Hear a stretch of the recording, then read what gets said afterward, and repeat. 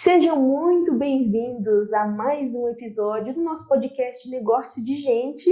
E hoje estamos aqui com essa queen, diva maravilhosa, minha amiga Lorena Valucci. Ela é psicanalista, ela é mentora, ela é construtora de corações. Amém. Ela ajuda tantas pessoas e eu tenho certeza que hoje vocês vão sair diferentes daqui. Você nunca vai conversar com ela e vai sair igual quando você começou.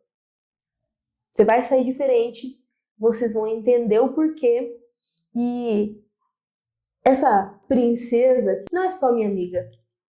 Ela é uma mistura de todas as coisas boas que a gente tem nesse mundo. E eu tô falando isso com muita verdade. Com muita verdade. Ela é autora de 3 livros maravilhosos. E está vindo o 4. Está vindo o 4, tá no forninho já. Ela recebeu premiações internacionais de mentoria. E eu vou deixar ela falar um pouquinho aqui com vocês. Seja muito bem-vinda, minha amiga. E eu já quero começar com você se apresentando, óbvio, mas já vamos dar uma lapada aí. Como foi essa premiação babadeira que você recebeu? Me conta pra gente. Primeiro, né, é um prazer imenso estar aqui. Fazia anos que a gente não se via pessoalmente, né, no tete-a-tete. Que emoção estar aqui. Bom, eu sou a Lorena Valucci, sou psicanalista, mentora de inteligência emocional, já fazem 6 anos. E descobri essa área maravilhosa que é desenvolvimento humano. Esse prêmio que eu recebi em 2024, ele veio do meu método Transcender, que é um método de mentoria que eu estou estruturando desde 2020, quando eu comecei a trabalhar, e eu fui finalizar ele em 2023, no comecinho, em janeiro, porque eu fiquei, né, os 2 anos, os 3 anos, pesquisando, validando, vendo tudo que funcionava e que não funcionava. Montei esse método e ele teve uma aceitação tremenda. Nos primeiros 6 meses foram 700 pessoas alcançadas por ele. Chiquíssima! E aí, né, esse resultado trouxe o Prêmio Internacional de Reconhecimento como método de mentoria do ano de 2023 pela Global Mentoring Group, que é o maior grupo de mentoria hoje no Brasil. No mundo, aliás, né? Inclusive, por enquanto, eu acho que, né, logo a gente vai ter essa mudança, mas por enquanto, entre 10 mil mentores mundiais, eu ainda sou a única trans. E, pelo menos em 2021, quando saiu o artigo, a primeira mentora trans do Brasil a trabalhar com mentoria profissional. E hoje, né, além de toda essa questão curricular, dos livros, a gente ainda coleciona, né, alguns artigos que eu participei. Nervosa. E eu hoje, atualmente, referência do portal RH para você, Inteligência Emocional. Tem um e-book que eles usaram o meu conteúdo para formular. Então, assim, somos referência. Vocês estão entendendo o porquê que esse episódio vai ser diferenciado? Eu não faço uma coisa por fazer. Lógico que não.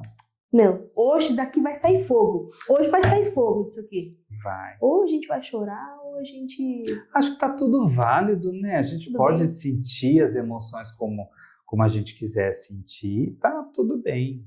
Tudo bem, então vamos lá. Bom, eu sei que você tem uma história muito incrível.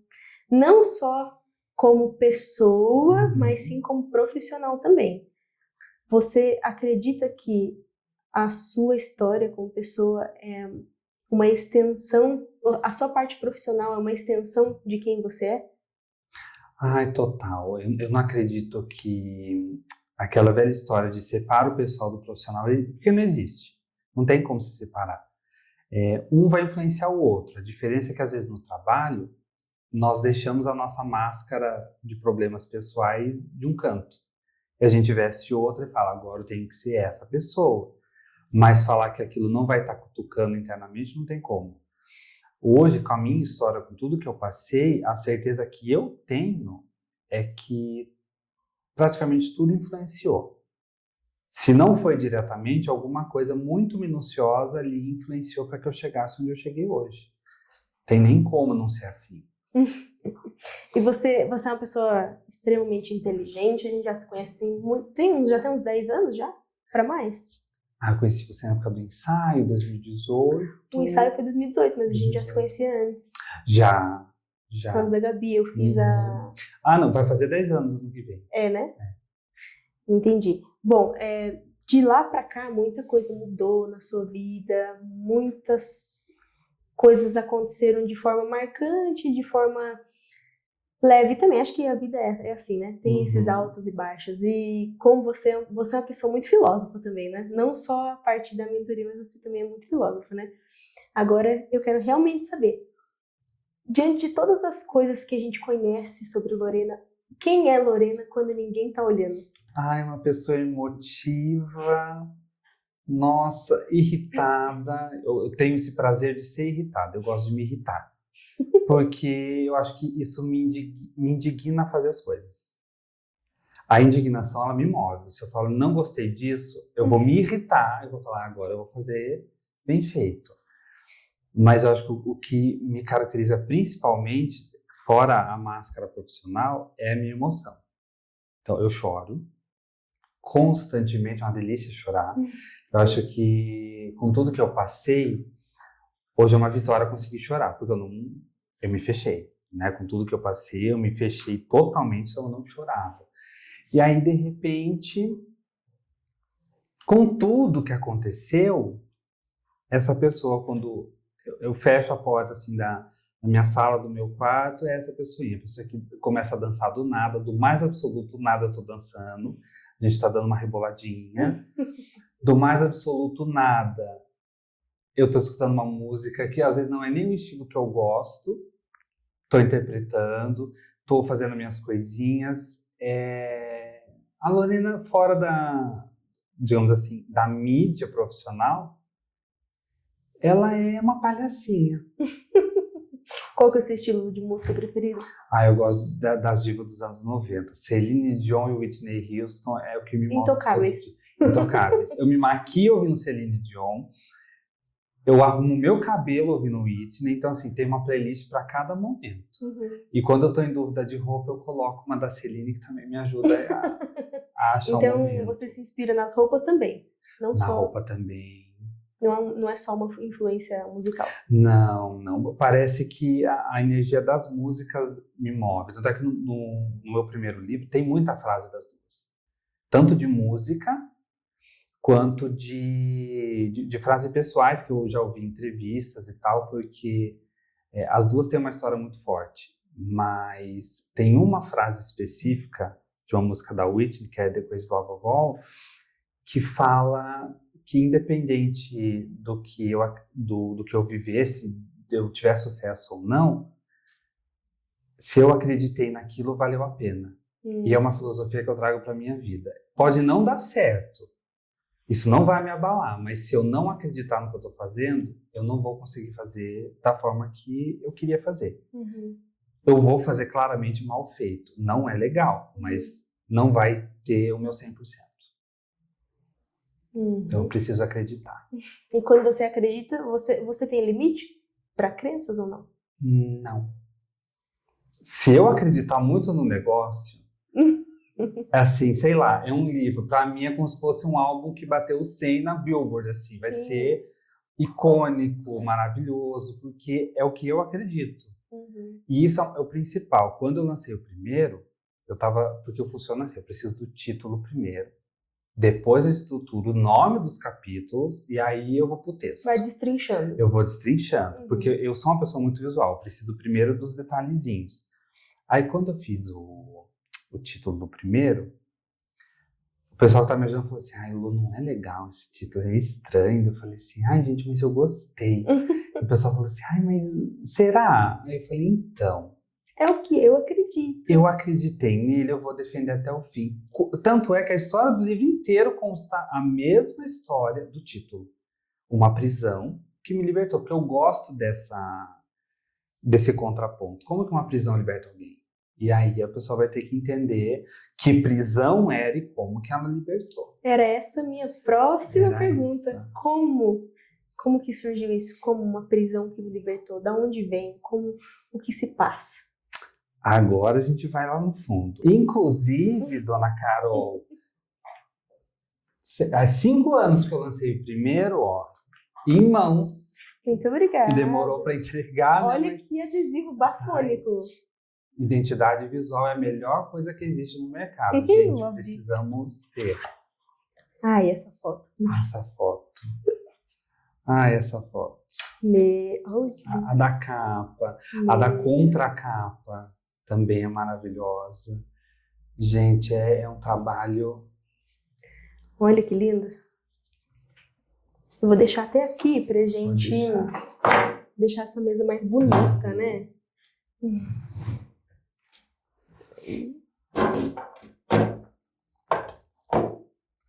Tem aqui mais um também. Aqui, esse daqui já é mais parrudo, né? Esse é o novo, esse é o de inteligência emocional.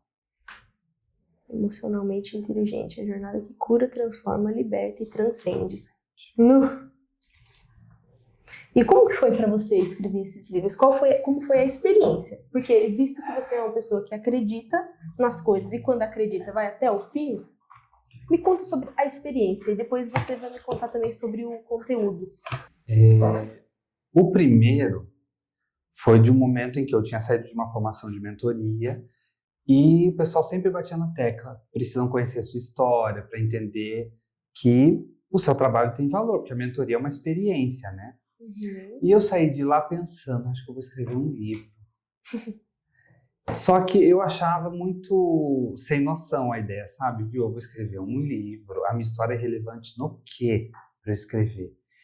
E aí eu me lembro de sair da formação em janeiro. Em março eu postei alguma coisa sobre perdão, eu acho, e um professor comentou, viu, acho que está na hora de você escrever seu livro. E eu senti que foi uma confirmação do universo para mim, né? Nunca falha, né? Nunca falha, nunca falha. Eu tá com dúvida, o universo me joga na minha cara. E aí deu uma semana, 2 eu comecei a pesquisar. Aí eu passei pela Covid em maio, fiquei mal. E aí, quando eu saí da Covid, a minha memória começou a querer dar uns perdidos. Eu falei, não vou deixar, porque eu fiquei com medo de ter alguma coisa, perder memória e tal. E eu comecei a escrever. E eu comecei a escrever em agosto de 2021 e eu terminei em janeiro de 2022. Eu terminei. Foi muito rápido. Eu terminei o livro, a gente agendou para fazer o ensaio da capa. Nossa. Foi. E eu tinha toda uma ideia, né, de como seria o ensaio, como seria a capa, a foto que eu queria. E eu lembro que foi uma proposta totalmente diferente. Porque o livro, na realidade, quando eu comecei a escrever, ele tinha uma ideia. E ele foi totalmente, assim, oposto do que eu imaginei inicialmente. Porque eu mergulhei em mim de um jeito que eu não sabia que eu podia ir tão fundo em mim mesma.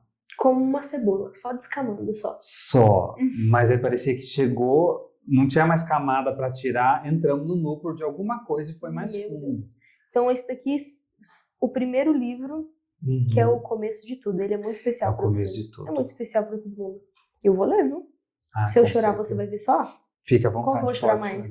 O primeiro, né? Porque você está envolvido. Sim, verdade. O primeiro. E como que foi? Como é isso? A prisão que me libertou? Me dá um tempero. Um temperozinho. É a própria descrição da história. Uma história de autoconhecimento, aceitação e superação. Eu precisei passar por essas 3 fases escrevendo. Porque teve coisas que eu já conhecia muita coisa sobre mim, mas eu precisei ir mais fundo. E quando eu fui em todas essas coisas, tinha coisa que eu nem lembrava mais, eu tive que aceitar tudo isso. Não concordar, é diferente. A concordar é aceitar. Mas eu tive que aceitar que eu passei por tudo aquilo. Uhum. E aí eu fui meio que pegando todas as camadinhas da cebola e eu fui juntando e falando, pronto, a gente está completa de novo.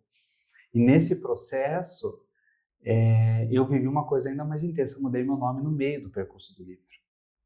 Enquanto eu estava escrevendo de um momento que, na formatura da ETEC, que o pessoal chamou pelo meu nome mesmo, Lorena, Nossa, chega a me arrepiar. Ali, quando o pessoal chamou pelo nome, eu escrevendo daquilo, a lágrima vindo, né? Horrores. E eu falei, por que eu não mudei meu nome ainda? Eu tô esperando o quê? E era porque eu pensava o que os outros iam achar. Porque nessa época, o seu nome é como você gostava que as pessoas te chamavam, mas você não tinha mudado na documentação, Isso, é isso? não estava no documento ainda. Tá. Era, por enquanto, era só o nome social. E aí, de repente, teve uma aceitação muito grande. E quando eu escrevi de relatar a minha emoção, eu falei, eu tô esperando o quê? Porque eu escrevi o livro em 2021. A formatura foi em 2019. Eu passei por aquela sensação, e 2 anos depois eu demorei para falar, viu? Cria vergonha na sua cara e muda.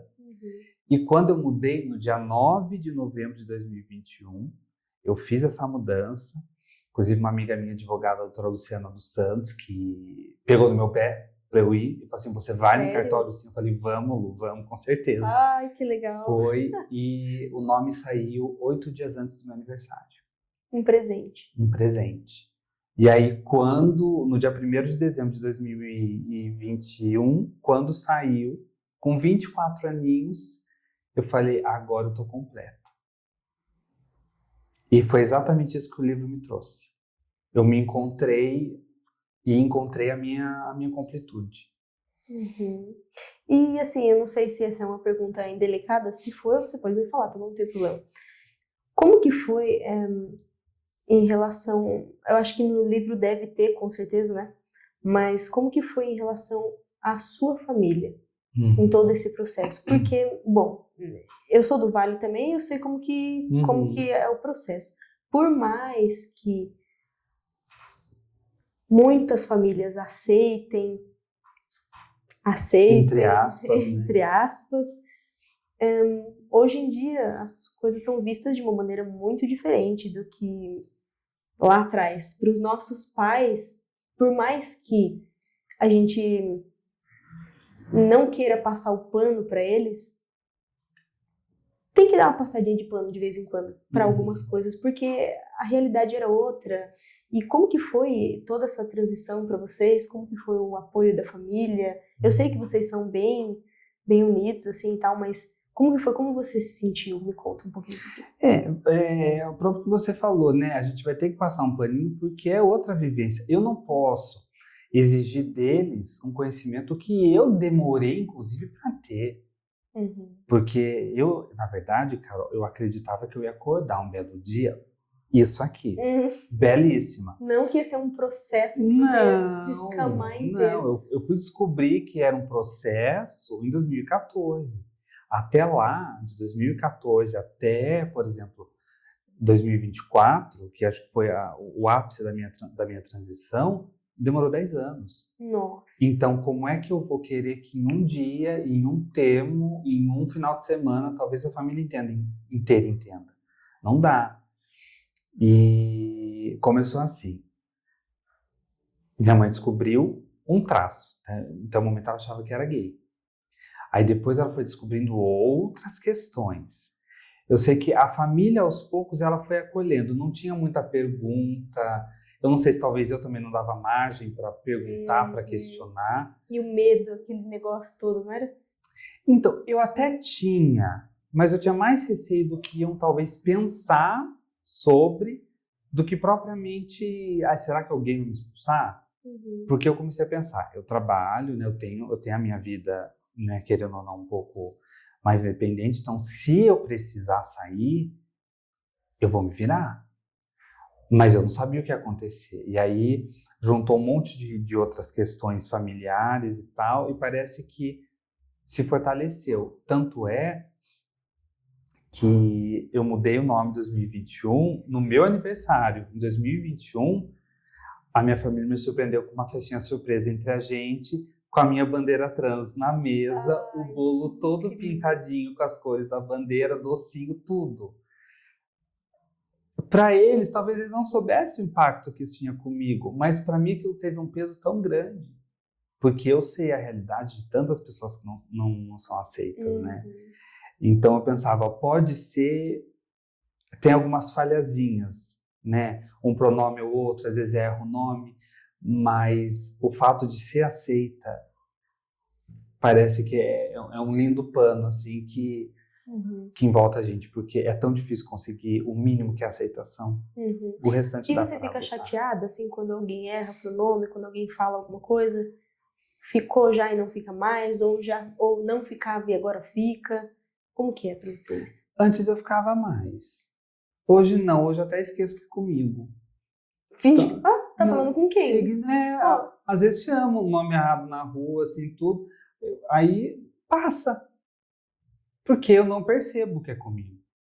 Eu já tô tão assim, envolvida no Lorena e não ela, que nem... saiu. Agora, antes, parece que quando eu tinha mais ainda insegurança, me afetava mais. Agora segurança é não. tudo, né? Uhum. Isso aí isso é muito... A segurança ela precisa ser dosada, mas não deveria, né? A segurança ela é uma arma poderosa. Ela pode ser usada contra e a nosso favor. Mas a gente tem que saber usar. Né?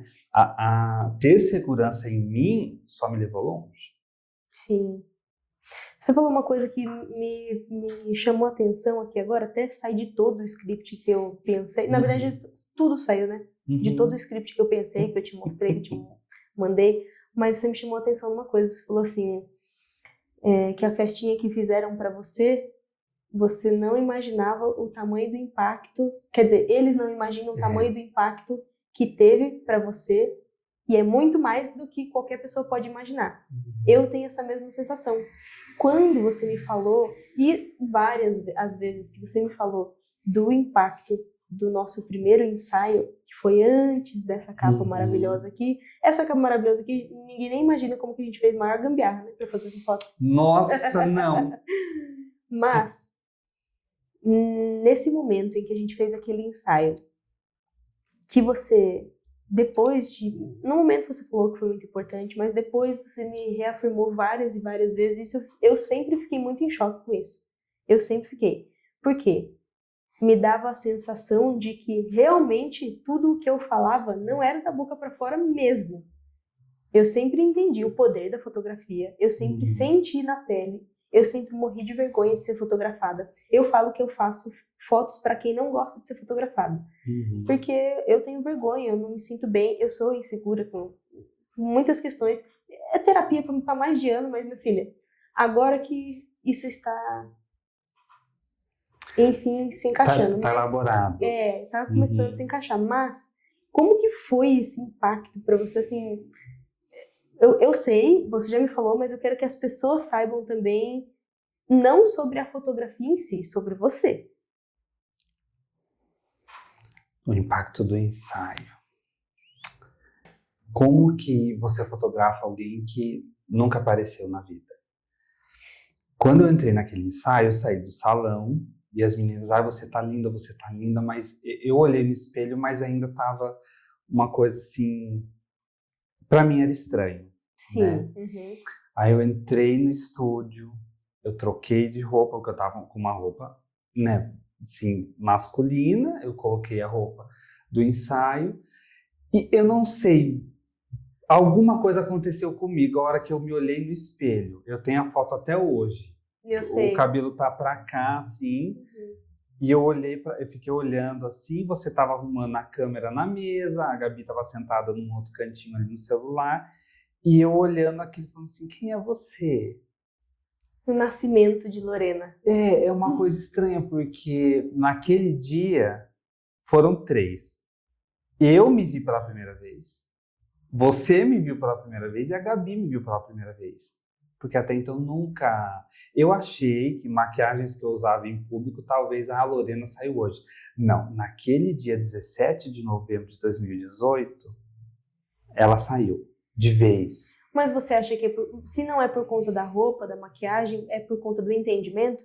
É por conta da coragem? Não. A energia? Não. O que é? Eu acho que o ambiente todo ali, querendo ou não, você ser do Vale ajudou muito, né? Porque você entendia o que estava acontecendo ali, então não tinha um olhar de julgamento, muito pelo contrário, né? Eu lembro que eu comecei os primeiros 15 minutos tímida E você ali, praticamente me jogando, vai, que linda, que gostosa, vai, vai, vai. E eu me soltei de um jeito. E o batidão tocando. E o batidão tocando, depois virou tocar Cher. Eu lembro a playlist inteira. E aí, eu me lembro que o ensaio foi acontecendo, eu me perdi naquela 1h30. E eu só fui voltar a mim, entre aspas, a hora que o ensaio acabou. Porque eu falei, gente, foi uma sensação de liberdade muito grande. O ambiente me fez ficar livre. Não só o cabelo, a maquiagem, toda a questão assim, estética que ajudou a proporcionar aquilo. Eu me senti livre. Eu me senti realmente assim, nossa, parece que minha vida é essa. E aí, no espelho, eu lembro que você estava descarregando as fotos, a Gabi ajudando você, e eu na frente do espelho, com lencinho umedecido, arrancando a maquiagem. Porque não dava pra eu chegar em casa maquiada. Eu lembro disso, que eu tava bem sentada aqui, você tava lá no canto e eu olhava assim e eu falava, meu Deus. E eu tirando ali, me esfregando, né, pra sair a maquiagem com o lenço umedecido, e eu repetindo toda hora pra mim, porque eu tava chorando, né, não dava pra ver, mas eu tava chorando. E eu falei a toda hora, eu tô arrancando agora, mas você vai voltar. E vai ser pra sempre. E vai. Tanto é que depois do ensaio, eu fiquei acho que umas 2, 3 semanas assim... Mexida. Eu posso dizer que eu fiquei depressiva as 3 semanas. Sério? Porque... Por voltar. É aquela questão que você não emocional. acreditava. Não, assim, eu nem sabia que existia essa versão. Não, você ficou depressiva por voltar numa versão que você não acreditava, que era a versão antiga, que você não porque é igual sentia. aquela questão, você conhece a verdade te liberta. Eu conheci a verdade naquele dia. Eu falei, é isso aqui que eu sou. Não, me arrepio o tempo inteiro. Então, se eu tirando a maquiagem, eu voltando para aquela estética que existia ali, eu falei, não, essa aqui não sou eu. Foi, por 3 semanas, eu fiquei sem olhar no espelho. Depois do ensaio, eu não olhei. Nossa. Eu não conseguia. Porque eu falei, não é a mesma pessoa, não vou olhar. E eu não olhei. Aí, quando eu comecei a olhar de novo, eu falei, tem alguma coisa errada, eu preciso fazer alguma coisa. E quando eu te mandei as fotos, qual foi a sensação? Eu chorei horrores a hora que eu vi. Porque a Mas gente já tinha passado, eu não me lembro, já tinha passado essa fase da depressão? Já tinha, eu já estava mais conformada. Que a gente fez em novembro, a foto chegou uma semana antes do meu aniversário, foi coisa de 2 semanas. Nossa, demorei, hein? É que naquela época demorava mais, né? Mas é porque você queria entregar revelado antes. É verdade, eu lembrei agora. Aí você entregou na minha mão, você queria que eu visse primeiro, antes da foto digital. Aí eu abri a foto, fiquei mexida, aí toda aquela sensação voltou. Parecia que eu tava de novo. E aí, tanto é que a postagem da foto do ensaio tá no meu Instagram até hoje. Com a legenda, né? Liberdade. Porque foi exatamente aquilo que representou. Nossa. Eu fui livre de uma forma que até hoje eu acho que eu nunca fui, por 1h30. E foi tremendo. Até um plot twist. Até hoje eu atendo por 1h30 por causa do seu ensaio. Não acredito. Porque eu não acredito em terapia de 1 hora. Eu acho que, pra mim, pelo menos, não funciona. Arrepiou. Eu arrepiei inteirinha, te juro. Mas aquela 1h30 eu me senti tão livre que eu quero que os meus clientes e pacientes sintam a mesma coisa. Nossa. É 1h30. Eu tenho que te mostrar meu braço. Pera aí. Não sei se vai dar. Olha aqui. Gente, é verdadeiro, ó. Não sei se verdadeiro. vai mostrar. Verdadeiro, muito verdadeiro. Cara, a gente nunca imagina. E pra qualquer imagina. pessoa, pode ser, viu? É foto. É um ensaio. Sim. Sabe? E eu falei, gente, vocês não têm noção do que foi. Quando fala assim, ensaio, eu falo, faz. Você vai se sentir outra pessoa. Mas é porque eu vou na minha referência, né? Eu me senti completamente eu. Mas você sabia que, pra mim, hoje, não faz sentido fazer um ensaio se não for pra se sentir aquilo, pra sentir aquilo de verdade? Porque, beleza, você tem um ensaio em mãos. Mas, se você... Ser e ter são coisas diferentes. Primeiro você é e depois você tem. Uhum. Só que tem pessoas que descobrem o ser na hora do ensaio. Eu entendo isso. Mas para mim, o ensaio, ele vale realmente a pena quando eu consigo mostrar a pessoa do jeito que ela é. Quando eu consigo... eu falo que o meu ensaio é um ensaio terapia. Eu tenho trazido isso de uns tempos pra cá, porque eu tô estudando psicanálise, eu não estudo mais fotografia, eu estudo psicanálise, eu estudo autoconhecimento, eu estudo pessoas. Essa é a minha vida de 2021, 2022 pra cá. Todos os dias, a todo momento. E tem gente que sai chorando aqui do ensaio, porque hoje já virou Promax já, né? Entendeu? Então, já faz parte do pacote. Sim, eu penso assim, dessa maneira. Só que eu faço isso porque eu sinto no coração. Agora, você me falar isso, você me trazer todo esse negócio, é muito diferente. Você não tem noção. É muito diferente. A mesma sensação para você de liberdade, de se ver pela primeira vez, é a sensação que é proporcionalmente, assim, no feeling. É a mesma coisa do que você sentiu. E isso tem quantos anos? Caramba, 2018? 2018. Porque o outro foi 2022. E até hoje. Esse, né? Foi 2022, né? Esse foi 2022. E até hoje. É a mesma sensação. Tanto é que a hora que eu entrei aqui, que você me mostrou o estúdio, eu senti aquele arrepio igualzinho no mesmo dia. Eu lembro até hoje da sensação. Foi um misto com frio na barriga, com alguma coisa tipo assim, gente, será que eu tô no lugar certo? Será que realmente eu devia estar aqui? E realmente precisava. E é uma coisa louca, né, que eu tinha acabado de montar aquele estúdio. Era um estúdio pequenininho, eu mal tinha equipamento. Foi aos trancos e barrancos, foi uma luta pra fazer aquele estúdio. Aí eu fui pra São Paulo, rodei a baiana em tudo quanto é lugar em Sorocaba. Eu fui embora aquele ano. E eu voltei pra cá esse ano. Olha que loucura. Pois é. É o efeito borboleta mesmo, né? É o efeito borboleta, gata. Eu fui embora aquele ano, eu fiz seu ensaio, fui embora, voltei e cá você de novo. O destino tem formas impressionantes de unir as pessoas. É um mistério, né? Mistérios da minha vida. Porque o tanto que deu errado em entregar esse livro... Quantas vezes? Meu Deus do céu! Quantas vezes? Não, são 5 anos tentando entregar. Então, mas você sabe que por muitas vezes eu pensei assim, eu falei, caramba, ela deve estar achando que eu sou uma filha da puta, e eu acho que eu sou mesmo. Por que eu não passo lá?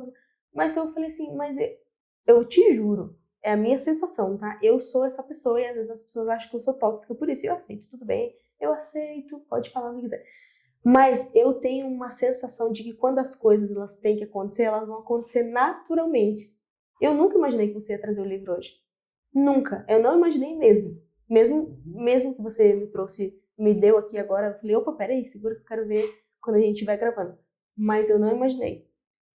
E é leve, é tranquilo. E eu estou num momento em que eu vou ler. Tá entendendo? A diferença? Não adianta. Tudo é no tempo certo. Parece que não, mas tudo vai acontecer no tempo certo. Viu? Agora a gente tá falando isso daí e me trouxe uma outra questão. Adoro. Se pode ser babado ou não. Falando sobre o universo, sobre destino, sobre conspirações, sobre energia, enfim. Quais são as suas crenças? Você tem religião? Você não tem? Bom, eu continuo com a minha crença, assim, em termos de fé, católica. Apesar de muito crítica com muita coisa, isso é um traço meu que eu sempre fui, mas eu tenho a mente muito aberta, eu escuto praticamente de tudo, de conversas, de conselhos. Eu tenho amigo da Umbanda, eu tenho amigo espírita, eu tenho amigo de tudo que é religião. Sim. E eu amo conversar com todas essas pessoas, porque parece que no final das contas é tudo igual. A fé continua movendo as pessoas de forma igual. Para mim é muito gostoso, mas eu entendo a força da atração, como eu também entendo a questão esotérica, que eu sou apaixonada pelas coisas esotéricas, adoro um cristalzinho, como também fico muito tranquila com a minha fé. Hoje não é, por exemplo, quando há muitos anos atrás, que eu ia muito na igreja, eu frequentava mais a instituição. Eu acredito que eu perdi a minha fé na instituição. mas não no sagrado. O sagrado que eu tenho a fé continua intacto e cada vez mais forte. Nunca ninguém tentou assim, você vem na minha igreja que eu vou te mostrar verdades, essas coisas assim, que já fizeram isso comigo muitas vezes. Não, comigo não. Nunca tiveram essa ousadia. Essa pochorra. Não. Nunca tiveram essa coragem de fazer. Falar, vem aqui que nós vamos curar você precisa de cura. Não, nunca tiveram essa ousadia. Pois é, minha filha. Já tiveram essa ousadia comigo já. Eu acredito. Tipo assim, entre linhas. Não igual antigamente, que falava, você precisa de cura. Mas assim, sabe quando você tá numa conversa e você se toca do que você tá ouvindo, você fica, que isso? Mas que...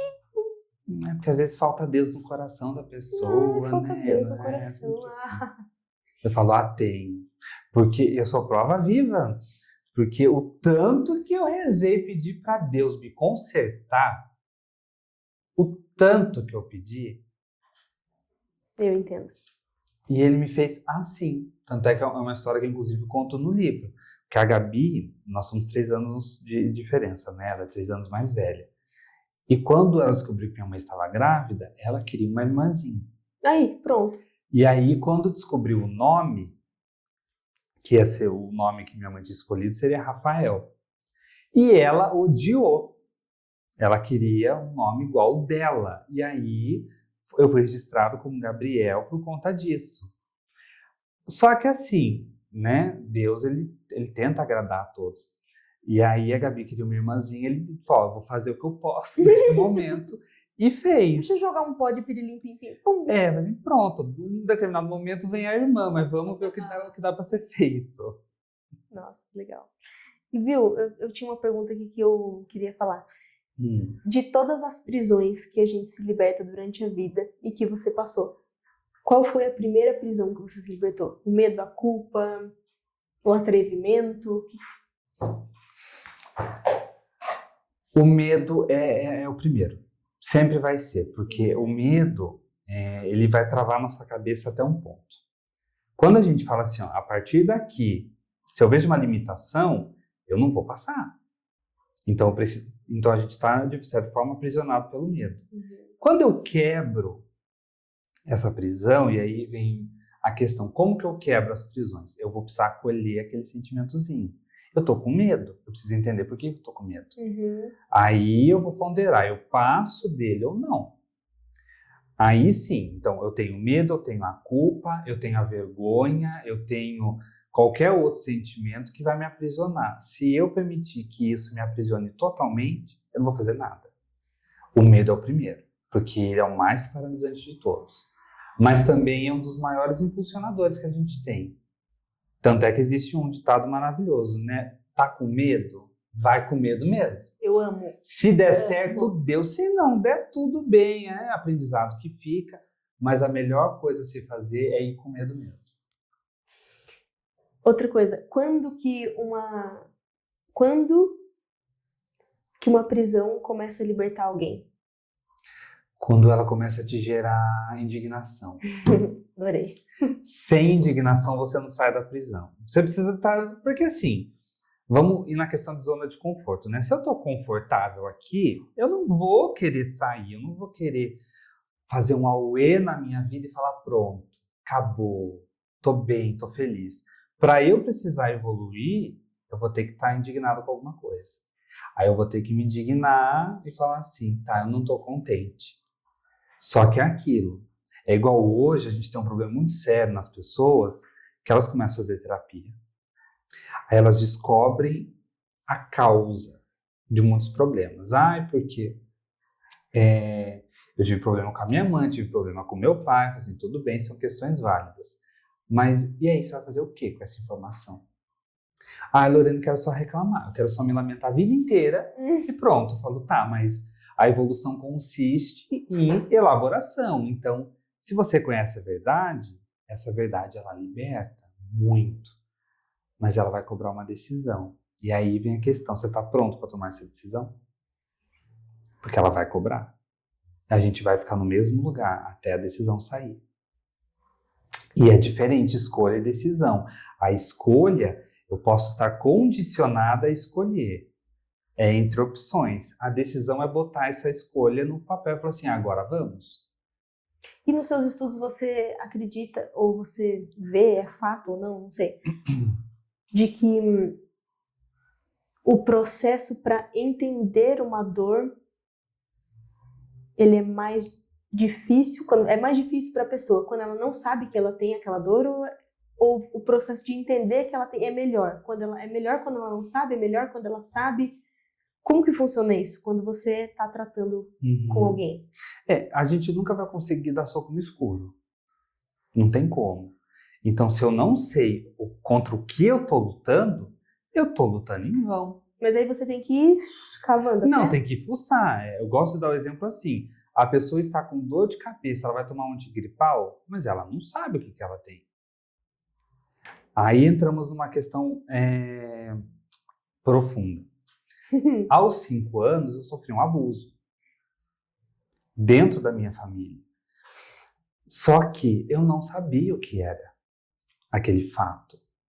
Porque, né, digamos assim, a violência ela me acompanhava até um pouco antes. Porque 1 ano antes do abuso, eu sofri bullying na escola, num tanquinho de areia. Eu fui agredida por aluninhos.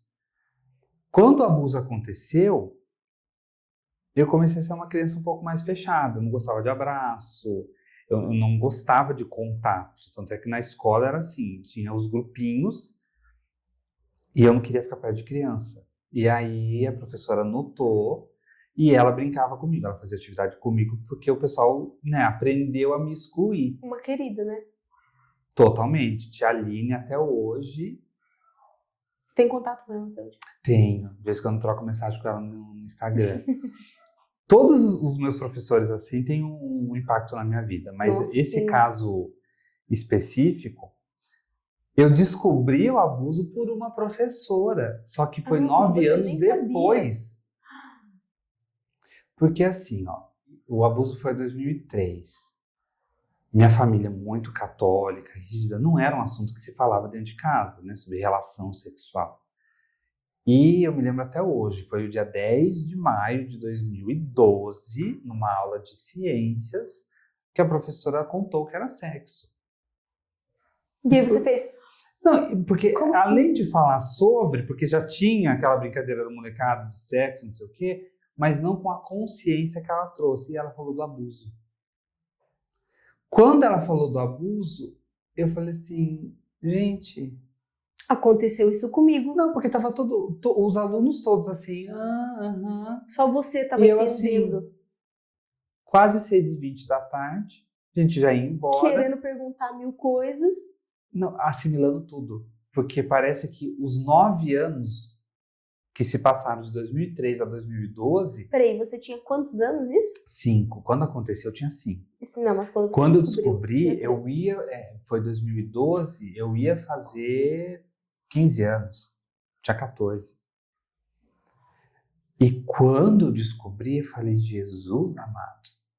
Porque era muita informação para assimilar. Aí eu saí da escola. Eu me lembro de eu chegar em casa e eu colocar uma música da Celine para meio que abafar um pouco o choro, porque era comum meu de chegar em casa, colocar música e ficar. Sim. Aí eu coloquei uma música e eu comecei a refletir. Falei assim, não é possível.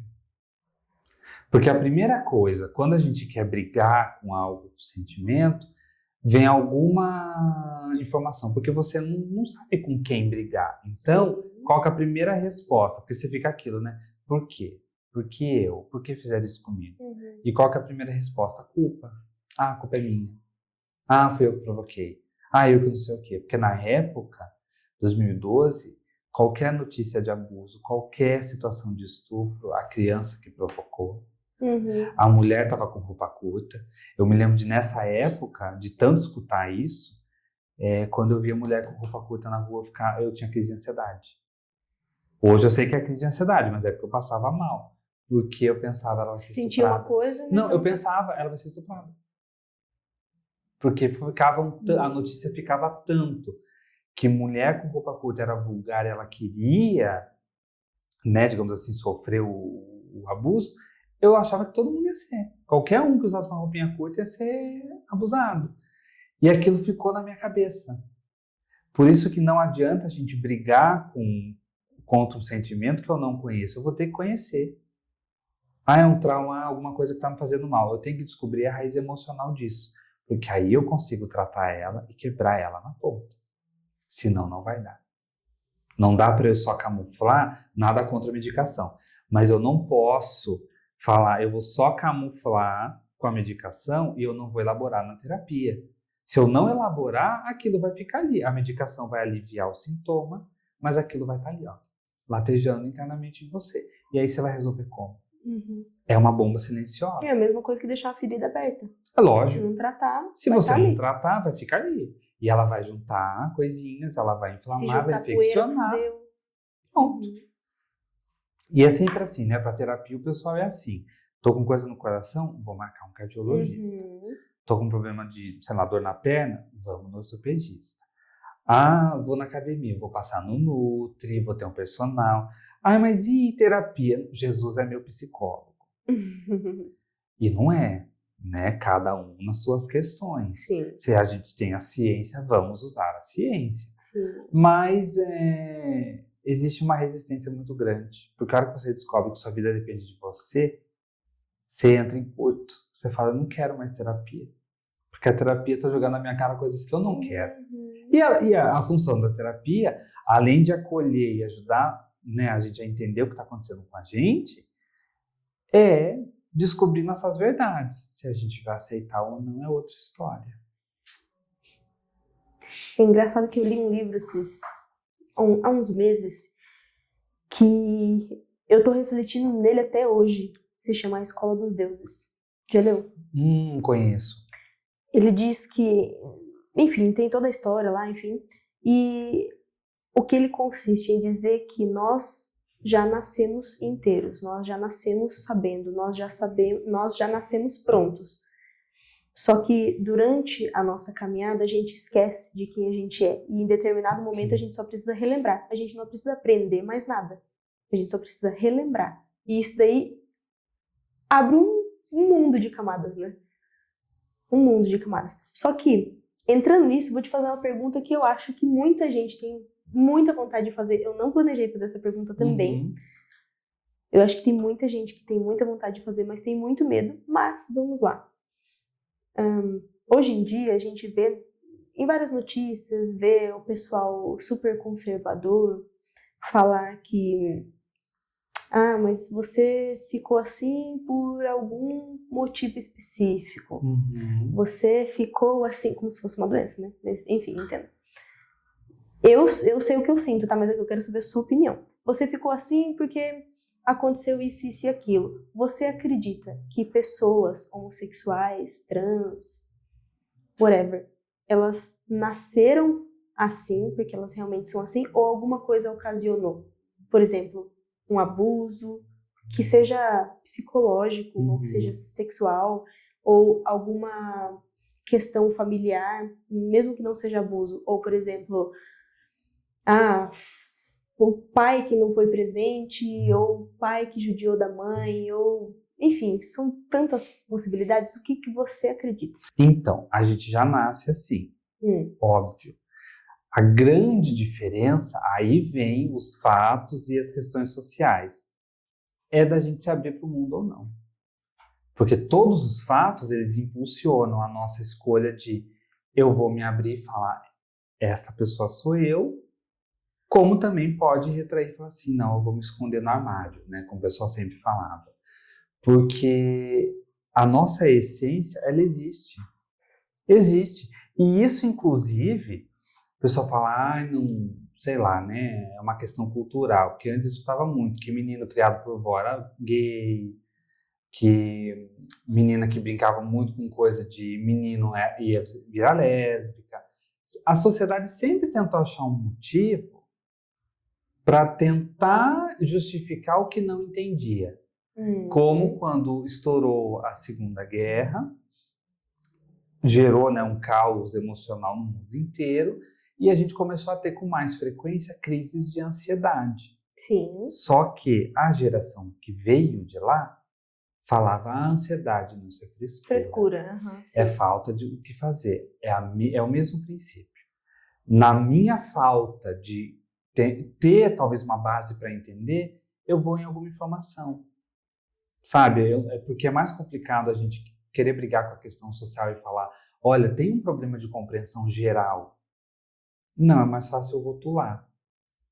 Eu falar, a pessoa depressiva é louca, a pessoa ansiosa é porque falta problema na vida dela, né? Então, essa questão da nossa comunidade, nós nascemos desse mesmo jeito. Tem pessoas que se descobrem cedo, outras que se descobrem mais tarde, e tem pessoas que vão se enganar a vida inteira.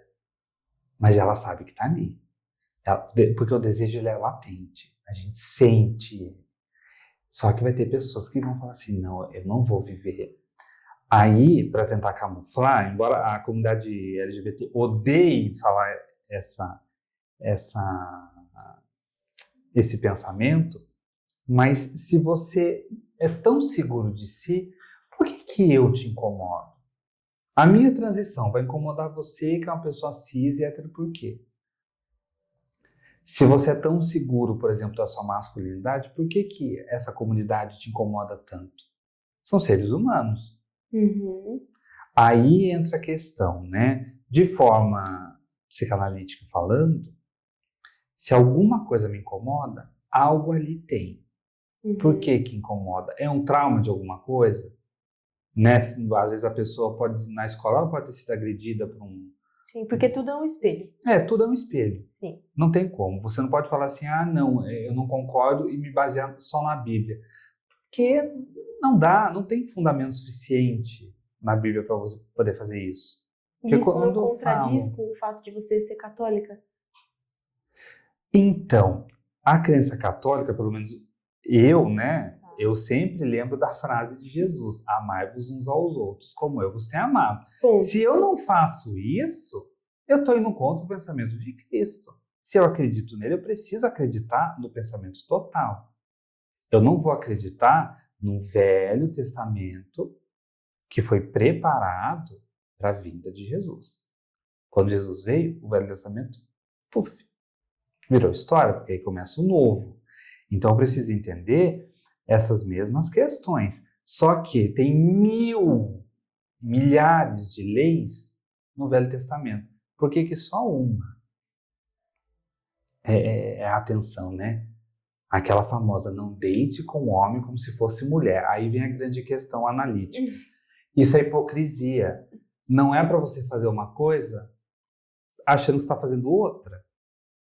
Entendeu? Não vá deitar de fato com uma pessoa de um determinado sexo se você deseja o outro. Não seja hipócrita. Sim. Você quer deitar com homem, deite com homem. Quer deitar com mulher, deita com mulher, mas não seja hipócrita. A grande questão, em muitos textos da Bíblia falam exatamente isso, não seja hipócrita. A hipocrisia, ela é um dos maiores mal do ser humano. Porque o ser humano é hipócrita. Eu aponto o dedo na sua cara e falo, Carol, você faz isso, isso e isso. Mas quando ninguém está olhando, eu faço pior. Porque eu não posso apontar no outro uma coisa que eu não conheço. Por exemplo, posso falar, eu não gosto de pessoa egoísta. Não quer dizer que eu sou egoísta, mas alguma coisa em relação a egoísmo eu tenho, ou eu passei um bocado na mão de alguém muito egoísta, ou eu sou uma pessoa e eu não sei. Porque tem gente que acredita que não, eu me coloco em primeiro lugar, então, e a pessoa é egoísta no último.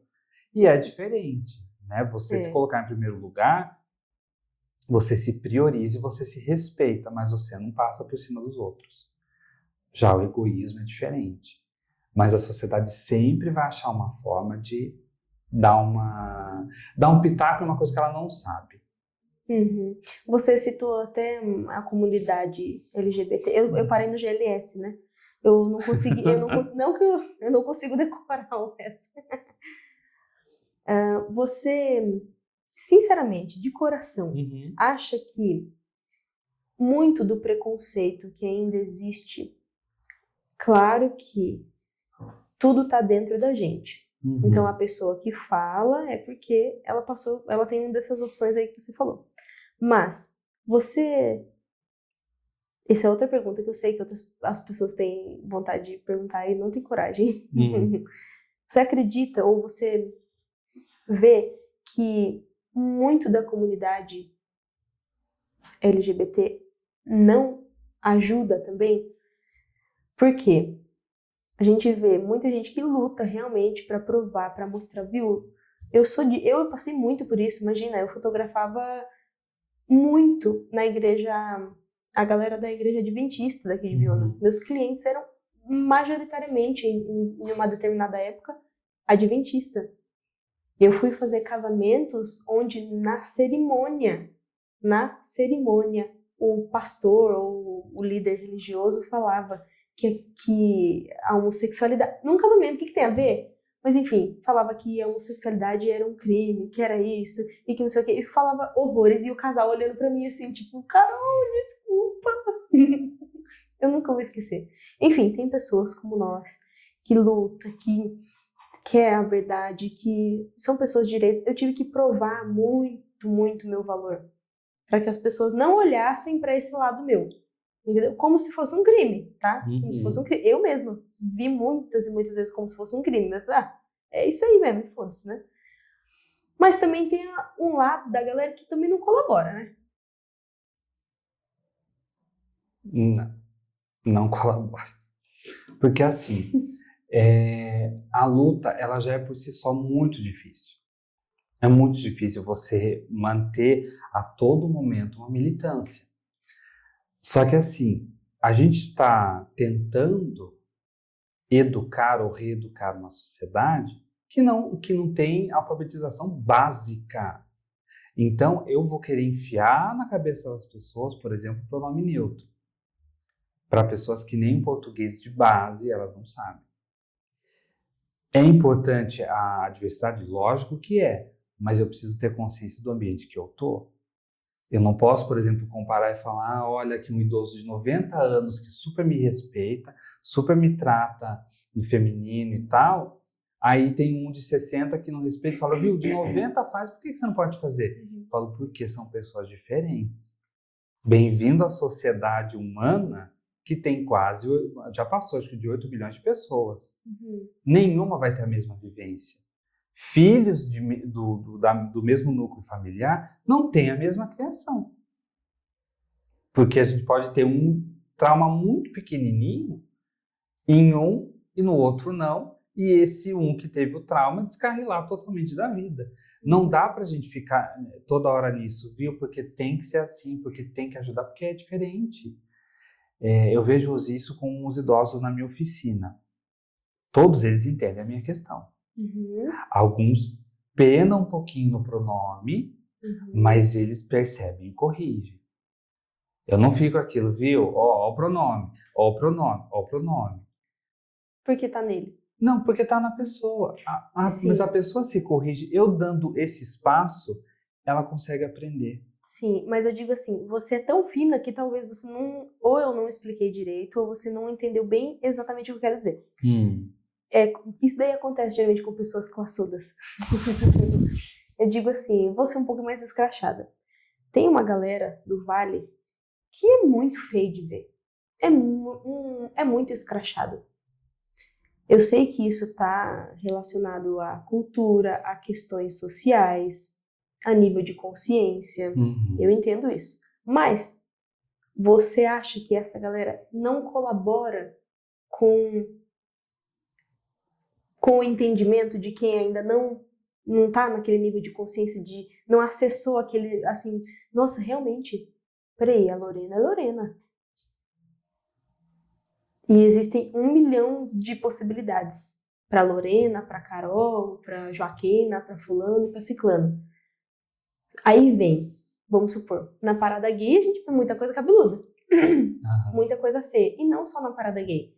É igual quando eu falo que é aquela sapato que coça o imaginário.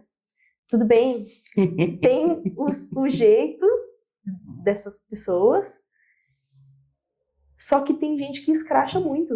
Assim, mas é que parece que falta amor. O que você acha sobre isso? Eu não sei, eu não consigo nem explicar. Você tá entendendo o que eu tô querendo dizer? Entendi. Não dá pra ajudar uma pessoa que não se ajuda. É isso. Mas é exatamente aquele ponto. Às vezes, quase sempre, né? A pessoa ficou muito tempo no armário, mas muito tempo. Aí parece que quando ela sai, ela precisa compensar todos os anos. E aí entra na questão que a gente chama de promiscuidade.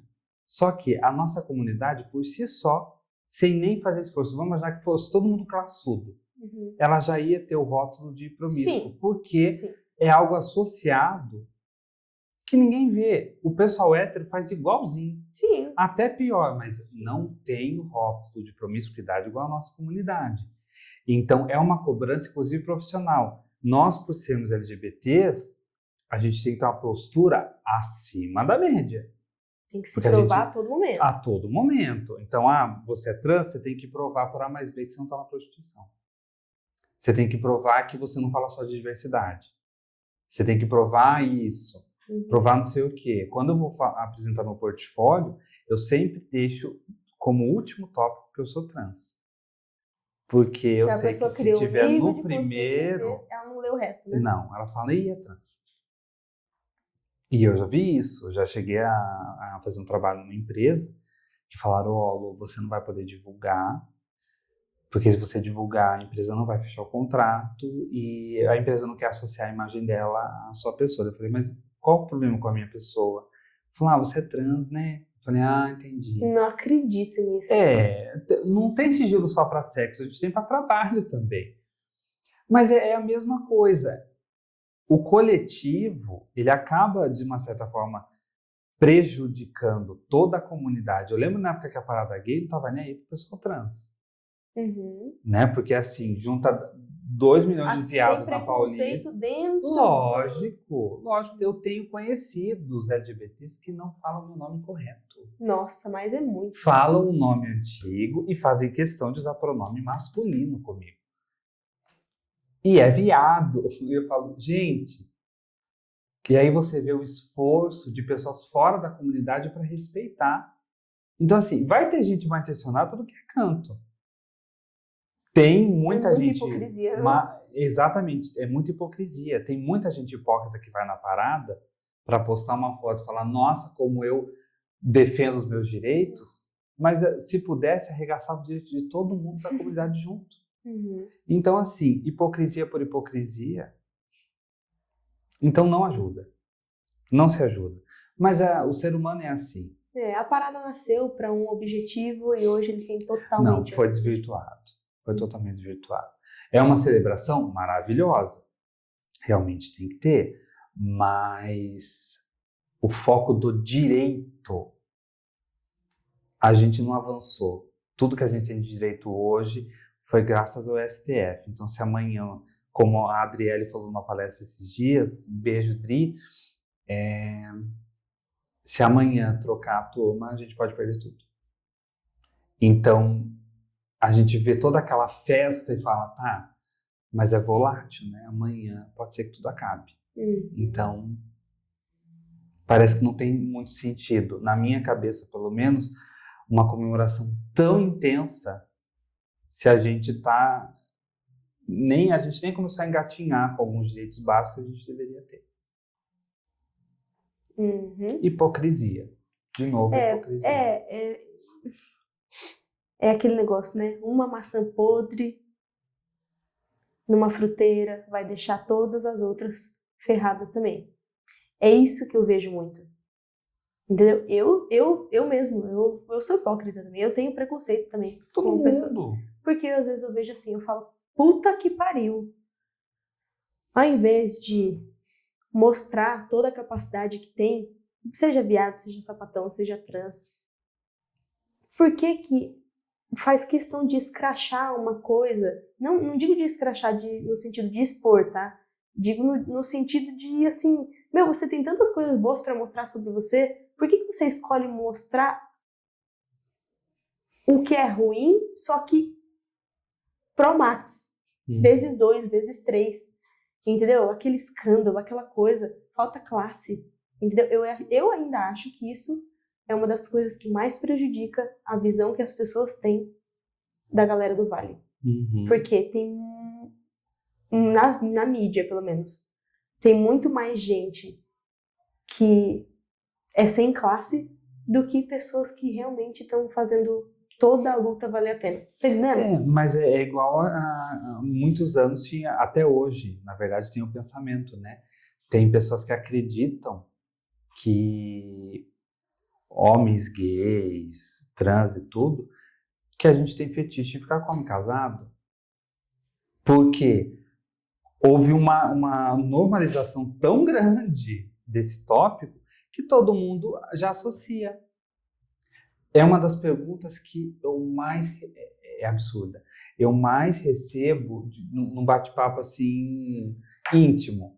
E você ficou com homem casado, Lô? Nossa, mas isso é novo pra mim. E muita gente falando a mesma coisa. Falei assim, eu já fiquei, foi maravilhoso. Eu falei assim, gente, Gente, que isso? tipo, caráter? Mano, falta classe. Porque houve uma normalização imensa de que tem que ser assim. É porque tem muito homem hétero que esconde, né? Que é Raíssa Rayana, né? Uhum. E Total. muito, né? E Mas muito. a mesma, só que aí a gente entra na questão de valorização. A nossa comunidade, por ela, né, ter sido, digamos, negada, Uhum. por exemplo, se você quer ter um relacionamento, eu não falo heteronormativo, para mim é ridículo falar isso, mas um relacionamento que tenha carinho, afeto, seja monogâmico, isso é uma escolha sua.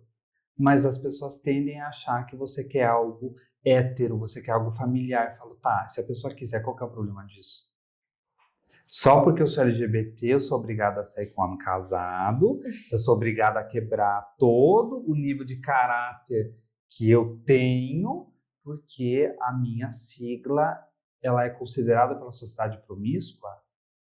Eu não sou. Garanto também que 90% da comunidade também não é. Mas as pessoas não querem ver os feitos, né? Por exemplo, no final de semana... É porque tudo que é bafafá rende mais, né? Dá mais Lógico, visualização. é lógico, assim, eles preferem... Eu lembro quando, não vou lembrar o nome dela, mas teve uma moça trans que ela teve a personificação da crucificação numa parada, acho que foi lá de 2013, 2014, e ela foi escrachada, assim, horrores na época. E hoje o pessoal está focado mais em polêmica ridícula de quem fulano está namorando do que, por exemplo, um fato histórico como a Lineker fez no final de semana, que ela lotou um estádio. Uma travesti ganhou o Grammy Latino e ela lotou um estádio.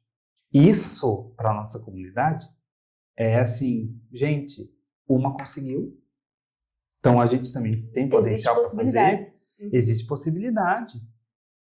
É uma coisa impressionante. Eu vejo isso quando eu estou falando, por exemplo, do meu currículo, do meu trabalho, as pessoas ficam chocadas por eu ser trans.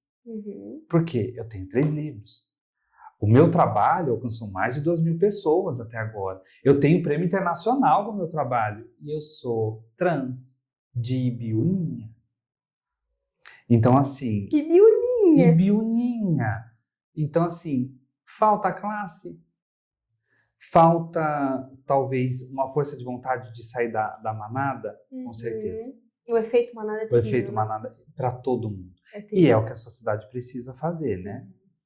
Ela começou com o efeito manada com a comunidade quando estourou a AIDS.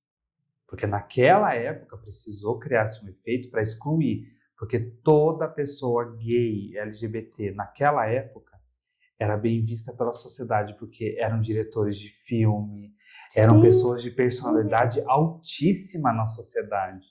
E aí, você precisava dar um jeito de cortar. Da mesma forma como as mulheres conseguiram voto por muito tempo, começaram a ganhar destaque, temos que cortar. Quando um meio que está muito segregado, muito discriminado, começa a elevar, corta. Hoje a gente vê o mundaréu de jovens não querendo ir para a faculdade, que eu acho que é perda de tempo. Quem se acha que botou esse pensamento na molecada? Depois que conseguimos o direito de faculdade pública e ensino, vamos fazer todo mundo não querer mais.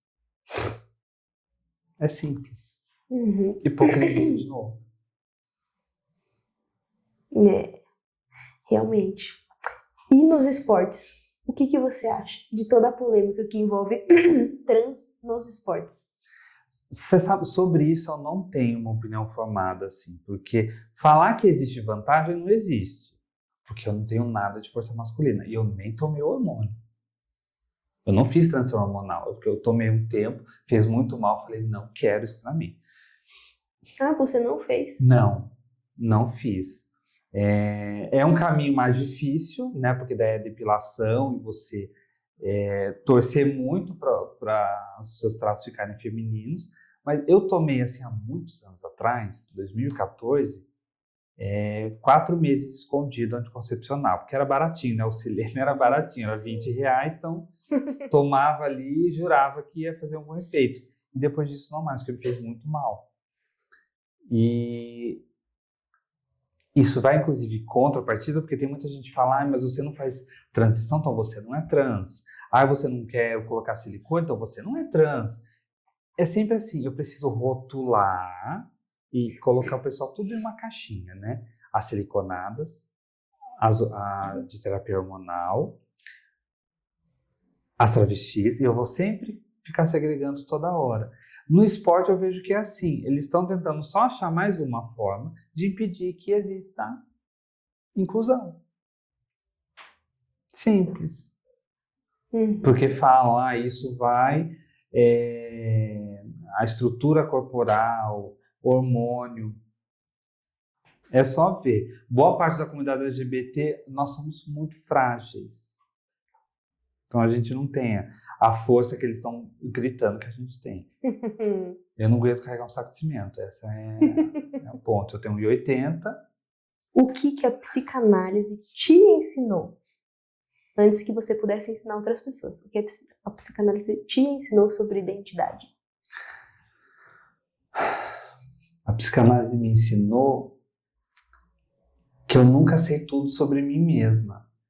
Que é como se eu estivesse num mar aberto em que eu pudesse mergulhar à vontade, que a todo momento eu descobrir uma coisa nova. Porque a vida não deixou de acontecer. Então, todo dia eu posso descobrir uma coisa nova. Igual o abuso em 2003, eu descobri em 2012, eu superei, que é a minha consideração de superação, em 2022. Nossa, que eu senti que acabou mesmo o sofrimento. Mas aí, enquanto eu estudava psicanálise, eu descobri uma coisa que nunca tinha parado para pensar. Porque assim, eu era uma criança que eu fazia muito xixi na cama, que a gente chama de enurese.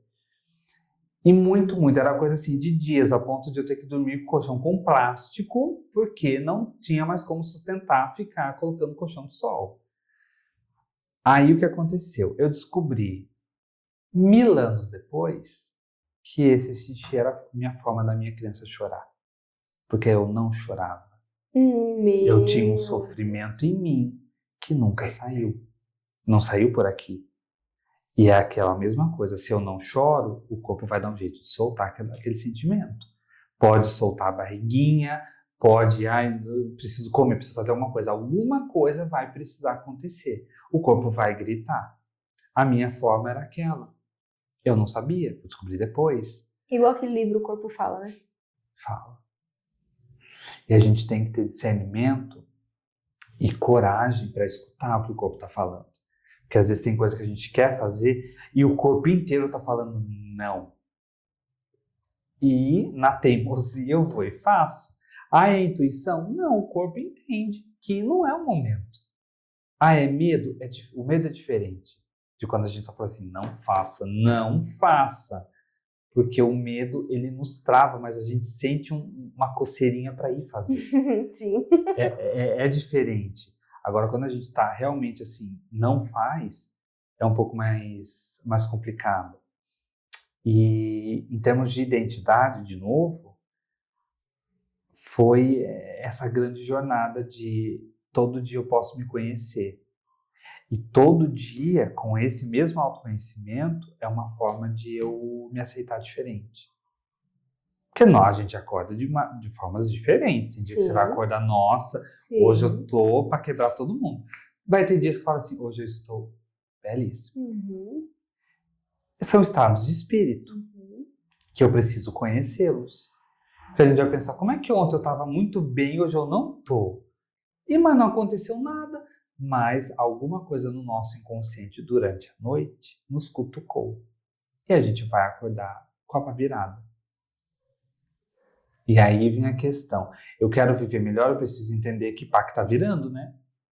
Mas exige uma coragem muito grande para fazer isso. É bem por aí. Por isso que se fala muito sobre, por exemplo... eu vou ser bem sincera, eu nunca tinha ouvido falar sobre outras possibilidades de externar o choro. Mas faz sentido, porque muito se fala, isso é muito popular, de que intestino preso é quando a pessoa aprende alguma coisa sobre a vida. Assim, cada pessoa vai reagir de uma forma, mas tem traços que são muito parecidos, porque o ser humano, ele tem eu não sigo uma linha psicanalítica fixa. Eu gosto porque na minha percepção é um todo muito maravilhoso que se conecta.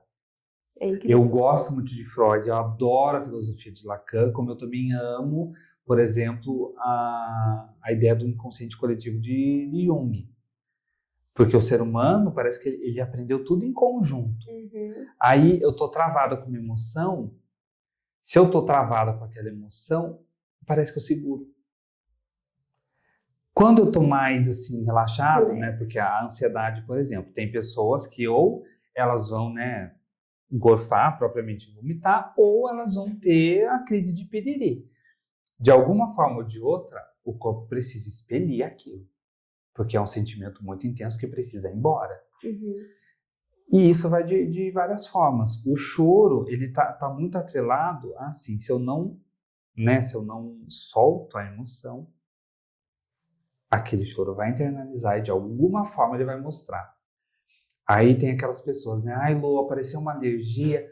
Eu fui na dermatologista, não deu nada. Toda hora, uma alergia diferente. Uma alergia, e eu tomo medicação, não resolve. Tá. Aí, né, os médicos hoje em dia, eles falam, né, viu? É emocional. Emocional. Aí eles vão em outro profissional, outro dermato. Só para ter certeza. Para ter certeza. E fala a mesma coisa. Só que demora a aceitar. Aí tá a grande coisa das doenças autoimunes. Elas são alimentadas por alguma coisa. Por que elas não melhoram? Eu descobri, eu acho que você até lembra, eu tinha crises de sinusite horríveis. Assim, era quase dia sim, dia não. Ou às vezes era dia sim, dia sim, dia sim, dia sim, dia sim. Quando eu descobri que a sinusite é emocional, eu não tenho mais. Hoje a minha respiração, ela é belíssima. Mas só a sinusite ou todos os ites? Só pra gente tirar uma curiosidade da galera. A rinite, até onde eu sei, não. Assim, a rinite, se eu mexer o compó, ela vai pegar você de jeito. Ai, que droga. Só que a sinusite, ela geralmente pega muito pessoas frustradas, né? Porque daí a gente se irrita com a frustração e aí começa a encher a bolsa. Porque a gente está acumulando pensamento demais. Meu, que loucura. Aí Adoro. eu fiz esse teste, porque falaram para uma amiga minha que é terapeuta de floral, falou, sinusite é emocional, é frustração, tá? E eu comecei a reparar. Eu quero validar se é verdade. Eu fiquei uns 6 meses pesquisando. Era eu ficar frustrada. Acaba. Dava 1 hora no máximo. Travava. Eu falei, o tempo tá bom. Tá tudo certinho. Por que atacou? A frustração. Tanto é que a hora que eu resolvia... Aí você documentava. Foram 6 meses que eu fiquei pesquisando. Os 6 meses eu falei, não teve um que foi oposto. Então, assim, a gente tem que estudar. Às vezes pode não ser frustração, mas a nossa forma de lidar com algo, ela trava o nosso emocional. E aí dá o sinalzinho. Que safadinha, né? Aí, de vez em quando, se o tempo acaba mudando muito bruscamente, até ataca, mas é muito leve, não é mais igual antigamente, que eu chegava a chorar de dor no rosto. Isso também é uma forma de prisão. A gente mesmo, né? Que cria. Não, a gente se prende. E qual é a maior prisão emocional que uma pessoa pode viver sem perceber? A negação. Sim, também. Negação. Você negar. Vou falar assim, está bem, Carol. E por dentro tá assim... Tudo bem, a gente precisa abrir para todo mundo. Mas o ato de eu falar, não, eu tô bem, e saber que interno eu não estou, gera um problema na nossa cabeça, porque o nosso cérebro não sabe a diferença de pensamento e realidade. A reação química é a mesma. Então, se eu falo, não, eu tô bem, mas internamente não está, o cérebro fala, como assim? Nós não estamos bem. Você tá louco? Como assim que tá? Aí o cérebro vai ficar fazendo isso, vai tentar compensar e vai dar um problema generalizado. É igual se eu tô com raiva. Mas como que a pessoa vai entender sobre a negação? Esse é o ponto. As pessoas se enganam porque elas sabem que elas estão fazendo negação.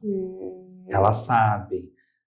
Por exemplo, a pessoa usando a comunidade, ela gosta do mesmo sexo, mas ela vai tentar provar para a sociedade, isso é um alerta, tá? Ela vai tentar provar para a sociedade que ela não gosta. Se eu sei da minha verdade, por que eu preciso provar para o outro? Não tem lógica. Mas eu preciso provar porque eu estou tentando me convencer de alguma informação. É a mesma coisa. Eu não estou bem. Ao invés de eu falar assim, eu vou sentar em algum canto, eu vou deixar sair, eu vou ficar falando, não, eu estou bem, eu estou bem, eu estou bem. Calma, tá tudo bem, eu vou ficar bem, eu vou ficar bem. E você vai enganar o corpo. Qual que é a diferença disso para a medicação? A medicação é rápida. E quando acontece ao contrário, você já viu alguma coisa? Eu já vi de clientes meus que eu fiquei assim, cliente, eu tenho uma pessoa específica. Quando a pessoa ela tem uma negação invertida, ela se assumiu, ela disse que gostava daquilo, todo mundo sabia, tal, gostava de uma pessoa do mesmo sexo, só que era para mascarar um trauma de infância e que na verdade ela não gostava. Você já viu isso? Já, eu atendi um caso assim. Demorou um bom tempo até a pessoa soltar. Mas eu me lembro até hoje da frase. Eu falei, mas por que você acha que você consegue viver bem assim? E a pessoa falou para mim assim, Lô, é mais fácil eu viver assim do que eu encarar aquela questão. Eu falei, mas você acha que vale a pena? Ela falou, fazem 20 anos, então tá valendo. Porque mascara. Essa pessoa se assumiu gay e não queria voltar. Não queria voltar. Falar assim, não, eu me enganei. Opa. Porque é muito mais... Todo mundo fala, é uma fase. Porque é mais fácil você meio que deixar o barco andando. É a mesma coisa. É mais fácil você seguir o caminho, digamos, padrão da sociedade do que você querer brigar. Porque cansa você ficar brigando toda vez. Você tem que provar o seu valor toda vez. Porque... Você fala, gente, tem que ter culpa para aguentar, porque irrita. Toda vez você tem que falar, viu, eu sou boa. E aí, você não tem que falar para você, porque os outros, eles têm que comprar a ideia. Se não comprou, hoje em dia eu tô bem assim, cara. Eu tô assim, foda-se, tá? Se não comprou minha ideia, quer que se dane, tá? Quem tá alinhado comigo vai chegar perto de mim. Essas pessoas que eu quero, a frequência vai vir. Quem não tá, eu não tô nem aí. Hoje eu não faço mais isso, mas eu tinha uma neura muito grande de eu preciso provar todo momento. E isso vai mexendo, porque assim, não é um trauma muito grande. Gente, saiu um estudo maravilhoso que homens gays, aí pessoas LGBTs no geral, elas têm um nível de cortisol parecido com pessoas que foram para a guerra. Porque imagina, você é criança, aí você vai pegar o copinho, né? Aí você fala assim, viu, passa água. É simples, né, o movimento. Só que na nossa cabeça, o Ícaro inclusive falou isso maravilhosamente no podcast, você tá assim, dá a água como homem, mexe o copo como homem, volta como homem, você fica assim. Eu me lembro disso quando eu tava na escola e falaram assim pra mim, viu, você rebola. Eu não queria andar mais no pátio. Porque eu falei, eu não sei como é que anda sem rebolar. E eu falei, como é que se anda sem rebolar? Porque você anda, o bumbum vai pra cá, como é que é isso? E eu lembro que eu falava assim, eu vou até aqui. Eu era a última a sair da sala, eu não queria que ninguém ficasse me vendo. Meu Deus. E aquilo é um estresse constante. Aí, a ponto... eu colocava a calça do uniforme que tinha forro, eu colocava uma calça jeans por cima, porque na minha cabeça ia tampar. Não sei se adiantava ou não, mas eu fazia isso para tentar esconder o corpo e a pessoa não ficar falando, ali, ó, tá andando rebolando. Que era uma coisa extremamente estressante. Porque você andava assim, a todo momento, segurando a perna. Falei assim, será que alguém tá reparando? Será que Andar não? igual um boneco. E isso era total, das 7 horas da manhã até 12h20. Ou seja, você não levantava da carteira. Não. Eu sempre pedia para o professor vir na minha carteira porque eu tinha receio de levantar, andar só um pouquinho e já dar uma requebrada e pronto. Aí chegava em casa e requebrava. Era Só travada, era travada. Mas só Em depois, festa né? de família eu tinha receio de... Porque nessa época você também não entendia, né? Não, Não entendia não. sobre Na isso. minha cabeça, na época, Sim, agora entendi. eu ia acordar belíssima, um belo dia, mas na minha cabeça era gay. Só que não era, né? Depois, quando eu descobri, ficou pior, porque daí eu tinha medo mesmo de rebolar. Aí parece que o medo que eu já tinha intensificou. Eu falava, eles vão saber que eu sou mulher. Eles vão saber, eles vão saber, eles vão saber. E aí começou a ficar... E nessa época eu já tinha amigos que sabiam que eu era isso. Eles apoiavam, mas eles davam um toque, assim, viu, você tá rebolando, cuidado. Porque eu não sabia o que o povo ia fazer. Morria de medo de apanhar na escola. Você sentia que era um método de proteção mesmo, ou você sentia que eles tinham vergonha? Era proteção, Não, né? era proteção, porque eu falava, Sim. gente, eu tenho medo de apanhar, pelo amor de Deus, me falem se eu ficar rebolando, porque eu não sei, eu não sinto. E uma amiga minha falava assim, viu, mas é normal, é natural do corpo. Assim, mas eu não quero rebolar, eu tenho medo de apanhar. Porque teve 2 meninos que viraram me perseguir no recreio, dando risada. Eu andava pela escola inteira e ficava dando risada. Aí uma hora eu falei assim, eu não vou mais descer no intervalo. Eu estudava no Laurinda, eu ia até a escada e eu parava ali. Ficava eu e meus amigos ali e eu não saía. Eu falava, se eu tô com fome, eu não vou comprar lanche na cantina, ou pedir para alguém comprar. Eu não vou no refeitório, eu não vou andar. Educação física era a morte para mim. Uhum. Eu sempre falava que estava passando mal, para eu não fazer. Eu falava, eu não vou aguentar, porque eu não sabia correr macho, né? Uhum. Eu era assim, uma cheerleader, eu era uma garota muito, muito popozuda, assim, no modo de correr e andar. E era muito estranho pro pessoal olhar. Era complicado, mas é um nível de estresse muito complexo. Olha, eu de todo o meu coração espero que esse encontro nosso encontre as pessoas certas. Vai encontrar. Isso é uma coisa que o universo me presenteia há muito tempo já. Uhum. O conteúdo encontra a pessoa certa. E, assim, trazendo um pouquinho para a Ibiuninha, que todo mundo menospreza, até as pessoas daqui, até os biunenses, muitos deles menosprezam a Ibiúna.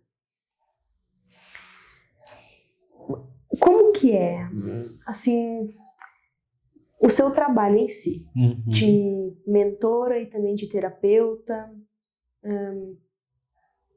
Como você sente que aqui, Ibiúna, as pessoas estão se abrindo, não assim especificamente para você, mas de acordo com a sua vivência, as pessoas elas estão se abrindo para se conhecer melhor, indifere da opção sexual ou da realidade de cada um? Porque, assim, tô te perguntando isso porque geralmente em cidades de interior, claro que tem suas várias exceções, mas as pessoas são mais travadas. Com certeza. Não existe tanta diversidade, entendeu? Eu pintei o cabelo de azul em São Paulo, ninguém tava cagando pra mim. Quando eu vinha pra Ibiúna era assim, ó. Pra Ibiúna, quando eu vinha pra cá, porque eu tava morando lá, mas no mercado Ibiúna parecia que as pessoas faziam assim pra mim. Eu fiz isso de propósito, óbvio. Mas como que você sente isso aqui? É um contraste muito, muito impressionante, assim. Hoje, acho que o pessoal acostumou um pouco, porque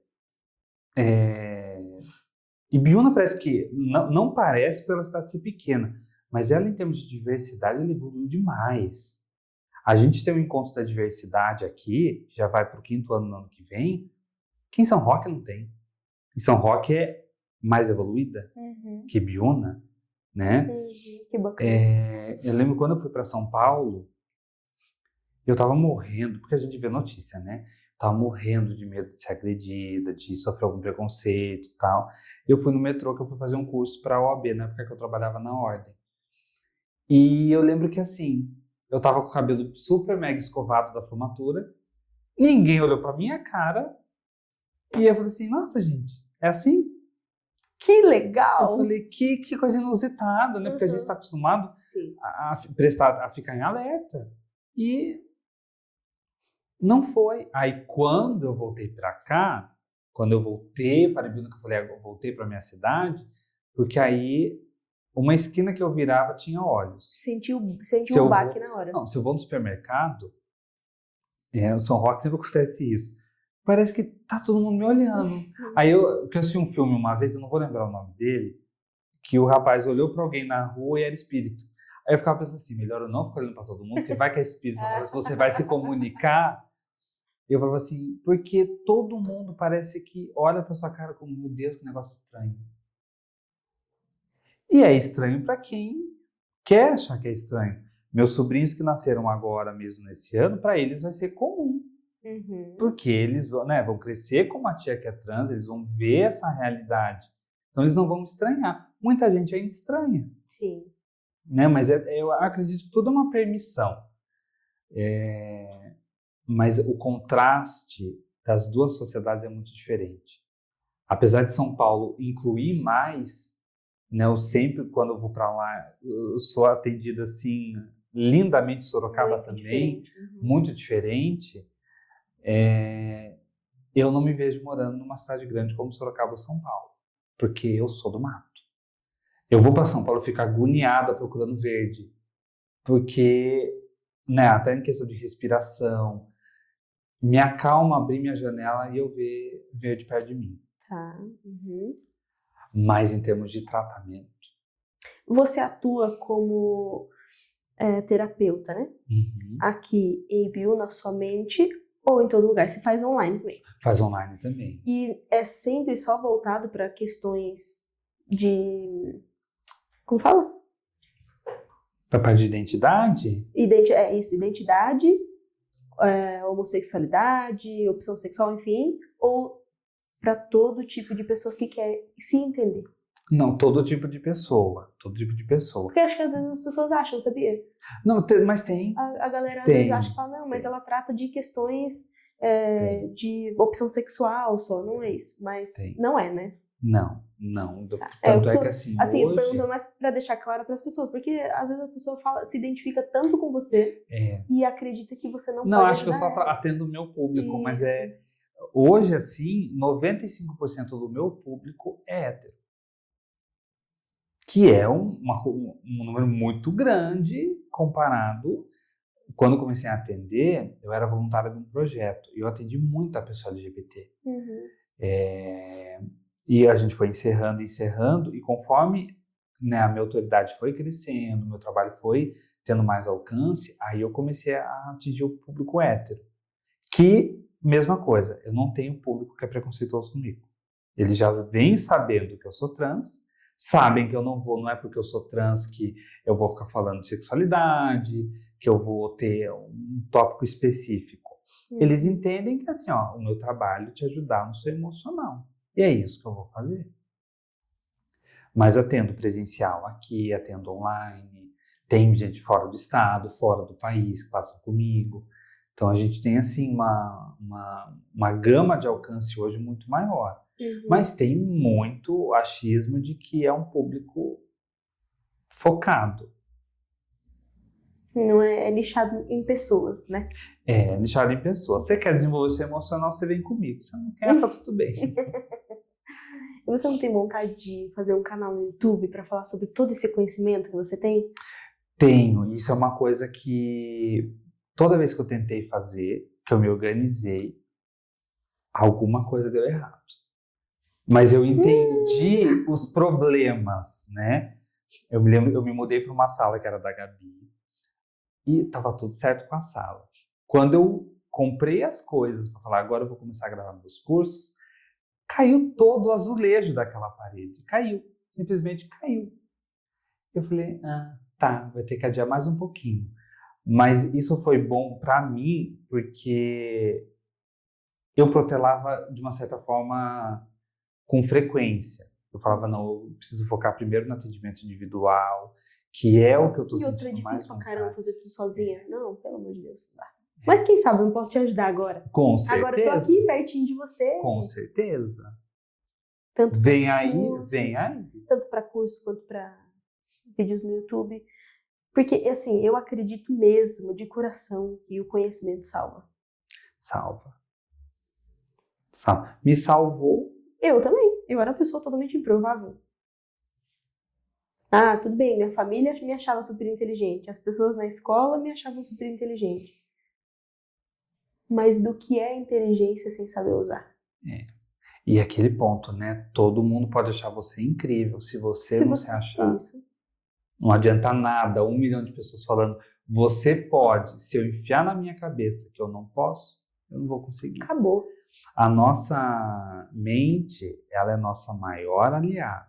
E E também. ela é a pior das inimigas. Pior dos inimigos, A eu pior. acredito. Eu sei A disso. pior. Nada. Ah, fulano falou tal coisa, eu fiquei mal. Fulano não tem poder para isso. Você deu esse poder para a pessoa. Uhum.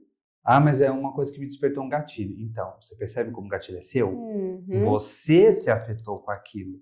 A Sempre outra pessoa volta. não tem esse poder. Sempre vai voltar. Se eu deixar que o outro, em palavras, me afete, qualquer um me controla. Uhum. Qualquer um que fale está me controlando. Você é uma pessoa estoica? Você se considera uma pessoa estoica? Uhum. Mas aí vem um ponto dramático, digamos assim. Eu tentei suicídio 7 vezes. Tentei. Não acredito. Foram 7 vezes. E na última, que eu não consegui, né, obviamente, eu fiquei me questionando por que eu não tinha conseguido. E eu me questionei por anos. Por anos. Eu descobri, eu identifiquei, na verdade, que eu parei de ter vontade de morrer quando eu mudei o nome. Então vai fazer agora em novembro 5 anos que eu tenho vontade de viver todo dia. Ai, Então que eu vou linda! ser estoica porque, digamos assim, minha vida começou ontem, de verdade, então não vai ter como eu não ver, por mais difícil que seja, não vai ter como eu não ver a vida com bons olhos. Porque Você abraçou a oportunidade. abracei.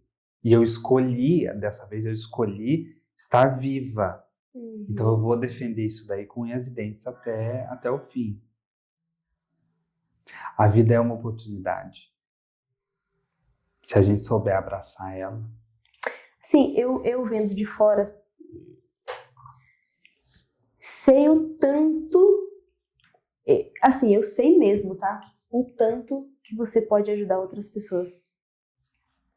Eu sei isso. E assim, eu sempre soube. Eu acompanho você. Por mais que eu não sou uma pessoa... Eu sou ligada em redes sociais, mas não muito.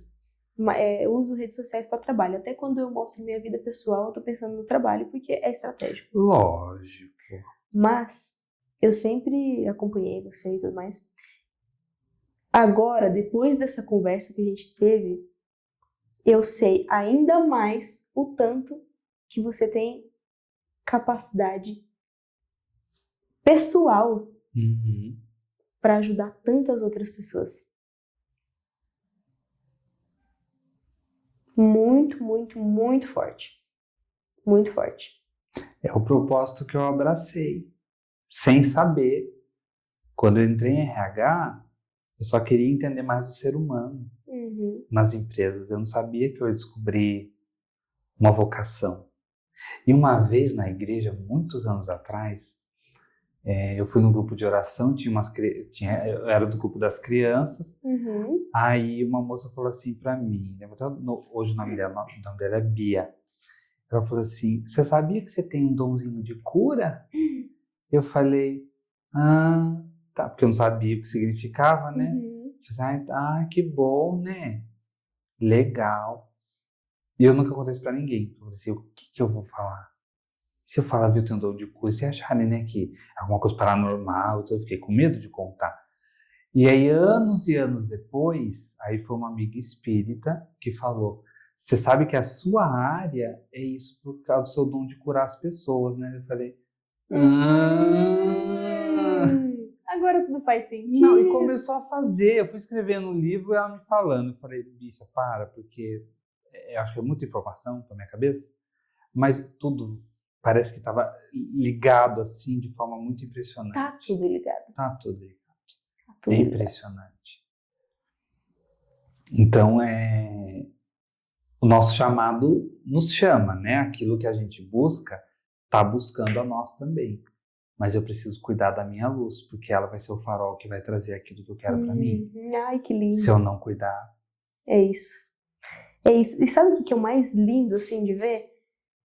De que você com pouca idade, 28 aninhos. 28 anos, já entendeu o seu propósito. Eu fico feliz, assim, eu tô falando isso porque é um sentimento meu também, tá? A gente reflete, né? Ah, demais. E eu fico muito feliz de ver. Você falou que tem 5 anos que você só quer viver um dia após o outro e mais feliz e mais feliz. Claro que o único momento em que a gente pode fazer alguma coisa é no presente. O passado, ele é ensinamento e o futuro é uma ambição. É um mistério. É um mistério, é uma sabe como vai ambição, é a ansiedade. Por isso que a gente não pode ficar no futuro, né? Porque a ansiedade é isso, né? É o futuro. Daqui 5 minutos já é o futuro, se você fica nele, você se prende e aí é a pior coisa que pode acontecer. Eu aprendi muito isso. Mas pensa que com pouca idade você já sabe tudo isso. Você já viveu 3 vidas em uma vida. Ou mais. Menina, O tanto de gente que você pode ajudar quando você estiver mais velha. Quando você estiver muito mais experiente. Tanto com as palavras, quanto com informações, quanto com experiências de outras pessoas. Que a gente traz a experiência alheia pra gente também, sim, né? Nós somos um pouquinho de todas as pessoas que passaram pela nossa vida. Isso. Agora imagina como vai ser lindo.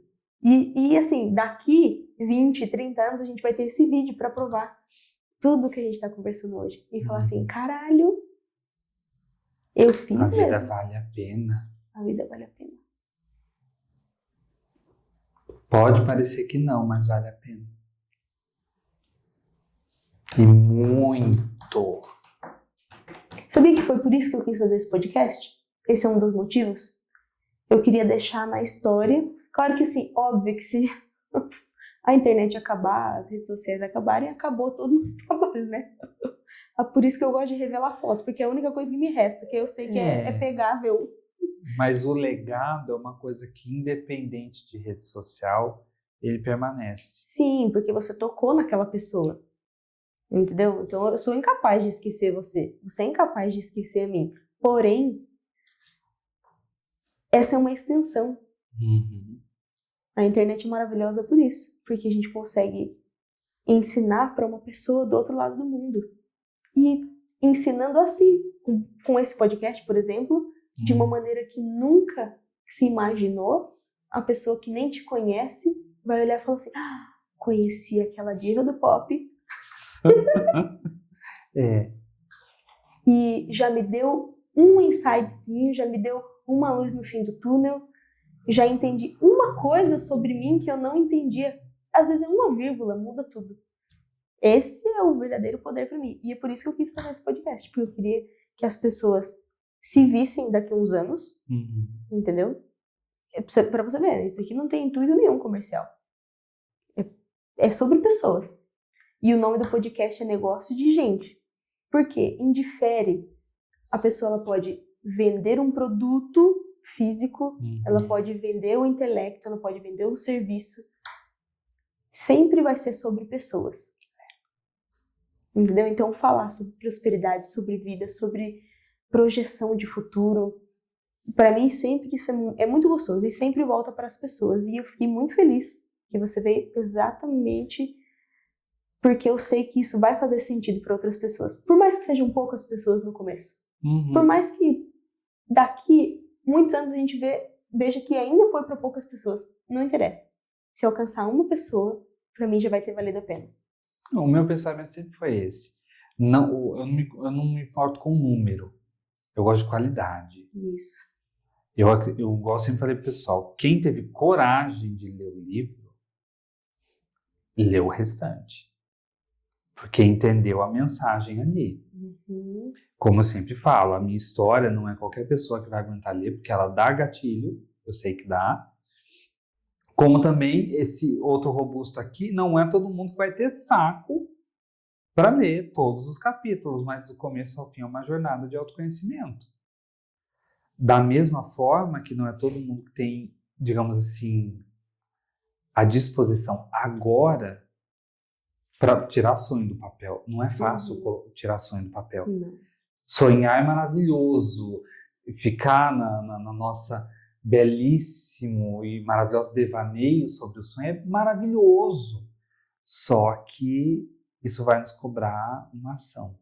E agir é tenebroso. Agir é tenebroso demais, mas é libertador. Sim. Eu lembro que eu né, citando o ensaio de novo, eu senti isso no ensaio e a partir dali eu tomei uma decisão. Eu não volto mais a ser aquela pessoa. E a partir dali eu não fui mais. Não era mais. E qual a mensagem que você deixaria para a Lorena de 15 anos atrás? De 15 anos. Aquela que estava lá na escola ainda. Que tinha descobrido o maior trauma da vida, não tinha nome, né? É uma coisa que acho que eu sempre falo para mim mesma. Confia no que está no seu coração. Porque apesar de eu ter tentado desistir 7 vezes e pensado 1000 outras vezes em desistir, alguma coisa falava no meu coração, eu ficava puta de escutar, falava assim, você vai continuar. E eu me irritava, porque eu falava, amanhã eu acabo com tudo. E vinha uma vozinha logo Como em se seguida. fosse um diabinho e um anjinho aqui. Né? Não, parecia que era uma voz assim, estranha, que vinha e falava assim, você vai continuar. Entendi. Toda vez. Tanto é que uma curiosidade engraçada, eu nunca vi o nome Lorena. Eu sonhava com as pessoas me chamando por esse nome. Nossa. E aí eu falei, Lorena. Eu falei, é bonito, achei chique.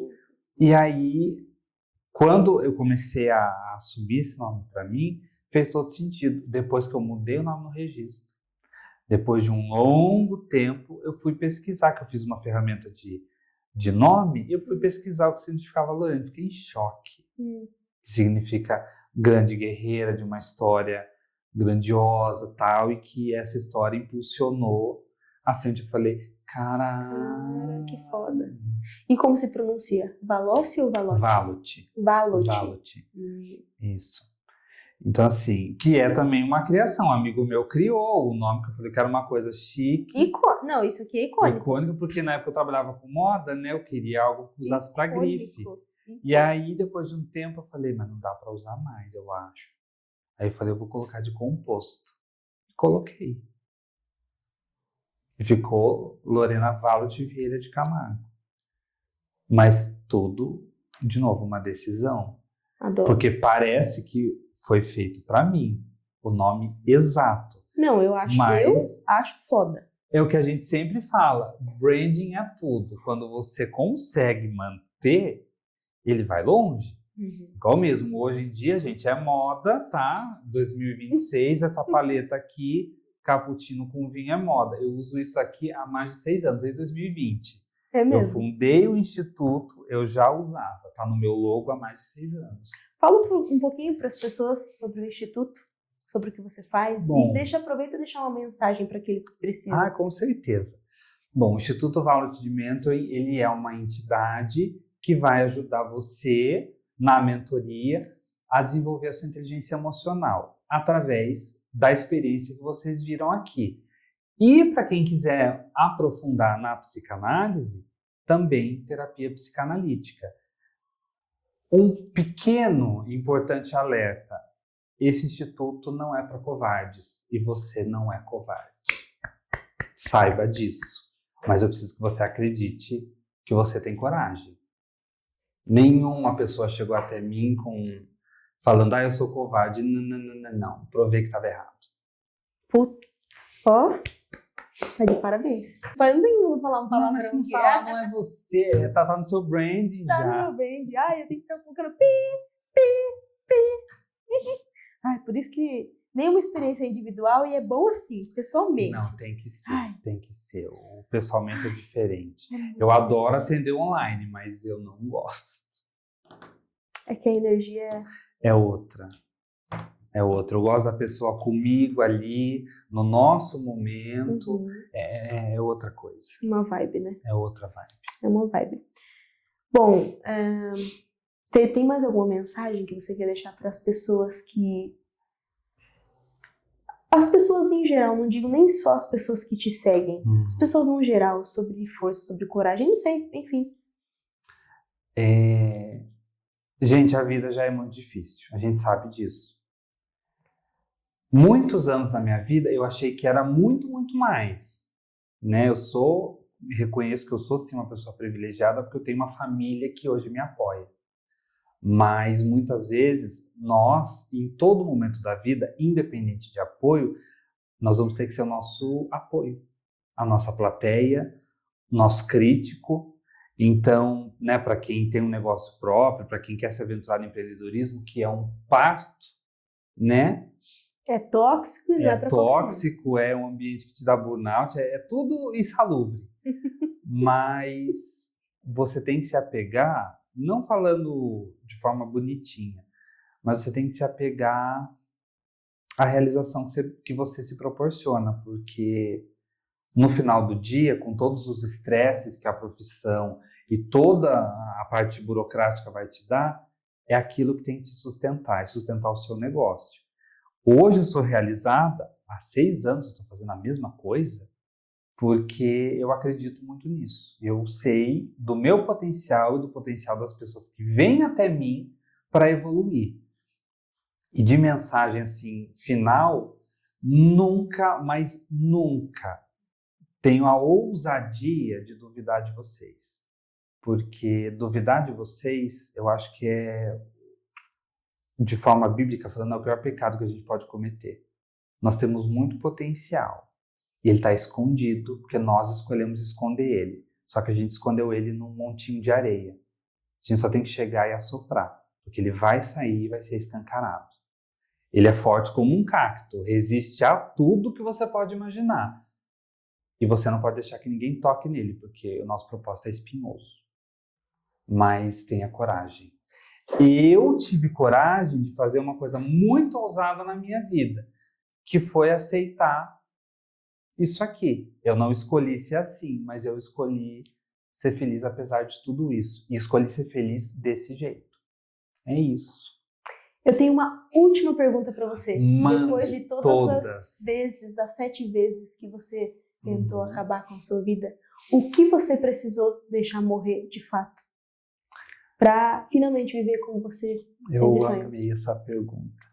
Eu precisei deixar o meu medo de me conhecer morrer. O medo de me aceitar. Porque eu tinha medo de me aceitar, medo de me conhecer, porque entra de novo no ensaio. Quando eu me conhecer, eu me ver de verdade, como é que eu vou falar, não posso fazer isso agora? A gente sempre tem isso, né? Quando eu experimento uma vida que eu queira viver, alguma experiência que eu queira ter, como é que eu vou falar depois para mim? Não posso mais. Não é uma droga viciante, é a vida. Então, acho que a maior sentença de morte que eu precisei dar na minha trajetória, apesar do pessoal achar que foi o menino que nasceu há muito tempo, aquele nome, não foi isso. Foi o meu medo de aceitar a minha realidade como ela é. E foi exatamente matar esse medo que foi o que me fez ser o que eu sou hoje. Uma mulher feliz, realizada, com o meu trabalho, inclusive, e principalmente com a minha vida. É fácil? Não é. Tem dificuldades todos os dias, como todo mundo tem, mas ainda assim eu consigo encontrar força e falar, vale a pena tudo isso. Forte. Somos. Forte. Muito, muito, muito obrigada. Eu que agradeço. Pela experiência de estar na sua presença. Muito obrigada pelo presente. Muito obrigada pelo aprendizado. Porque hoje, para mim, estar aqui com você foi um aprendizado gigantesco. Tô te falando de verdade mesmo, fora as câmeras. Eu sei. Você não é falso, eu sei disso. Eu não sou. Eu não sou. Eu prefiro ser o lobo que todo mundo teme e odeia do que o burro que todo mundo monta. Mas é bem por aí. Eu tô muito, muito, muito feliz com a sua trajetória, muito feliz com a sua amizade, extremamente feliz com todas as coisas que você me contou, inclusive sobre as fotos, sobre o ensaio, sobre o seu nascimento, naquele dia, sobre o nascimento da sua percepção, digo. E você pode ter certeza que isso foi totalmente enriquecedor para mim. Saber cada vez mais tem sido muito mais enriquecedor e eu vou levar isso para minha vida inteira.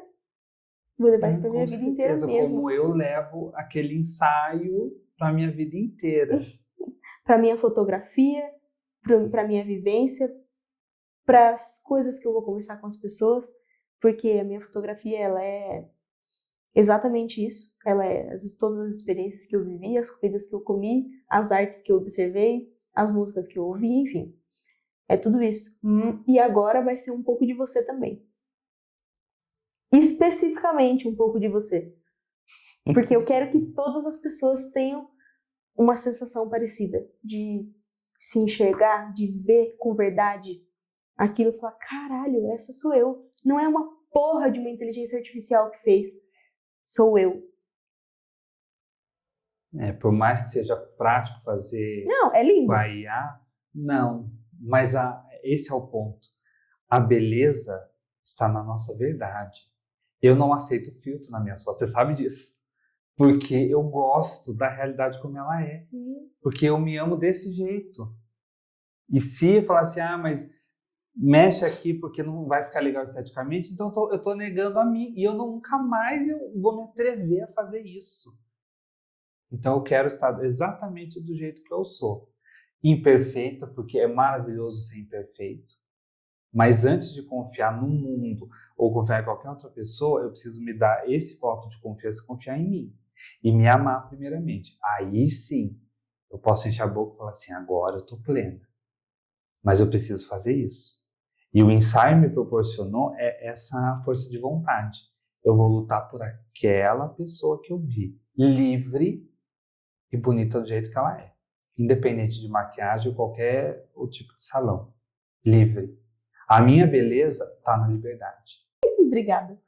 Obrigada mesmo. Deus te abençoe. O universo te conceda todas as glórias e progressos. Prosperidade. Muito dinheiro, muito amor, amor próprio. Tudo que a gente busca está buscando a gente em algum momentozinho desse universozão. Isso mesmo. É isso, gente. Beijo pra vocês. Espero que vocês tenham gostado desse episódio com a nossa queridíssima Lorena Valot. Um beijo no coração de cada um e acreditem em vocês. Esse é o melhor presente que você pode se dar hoje.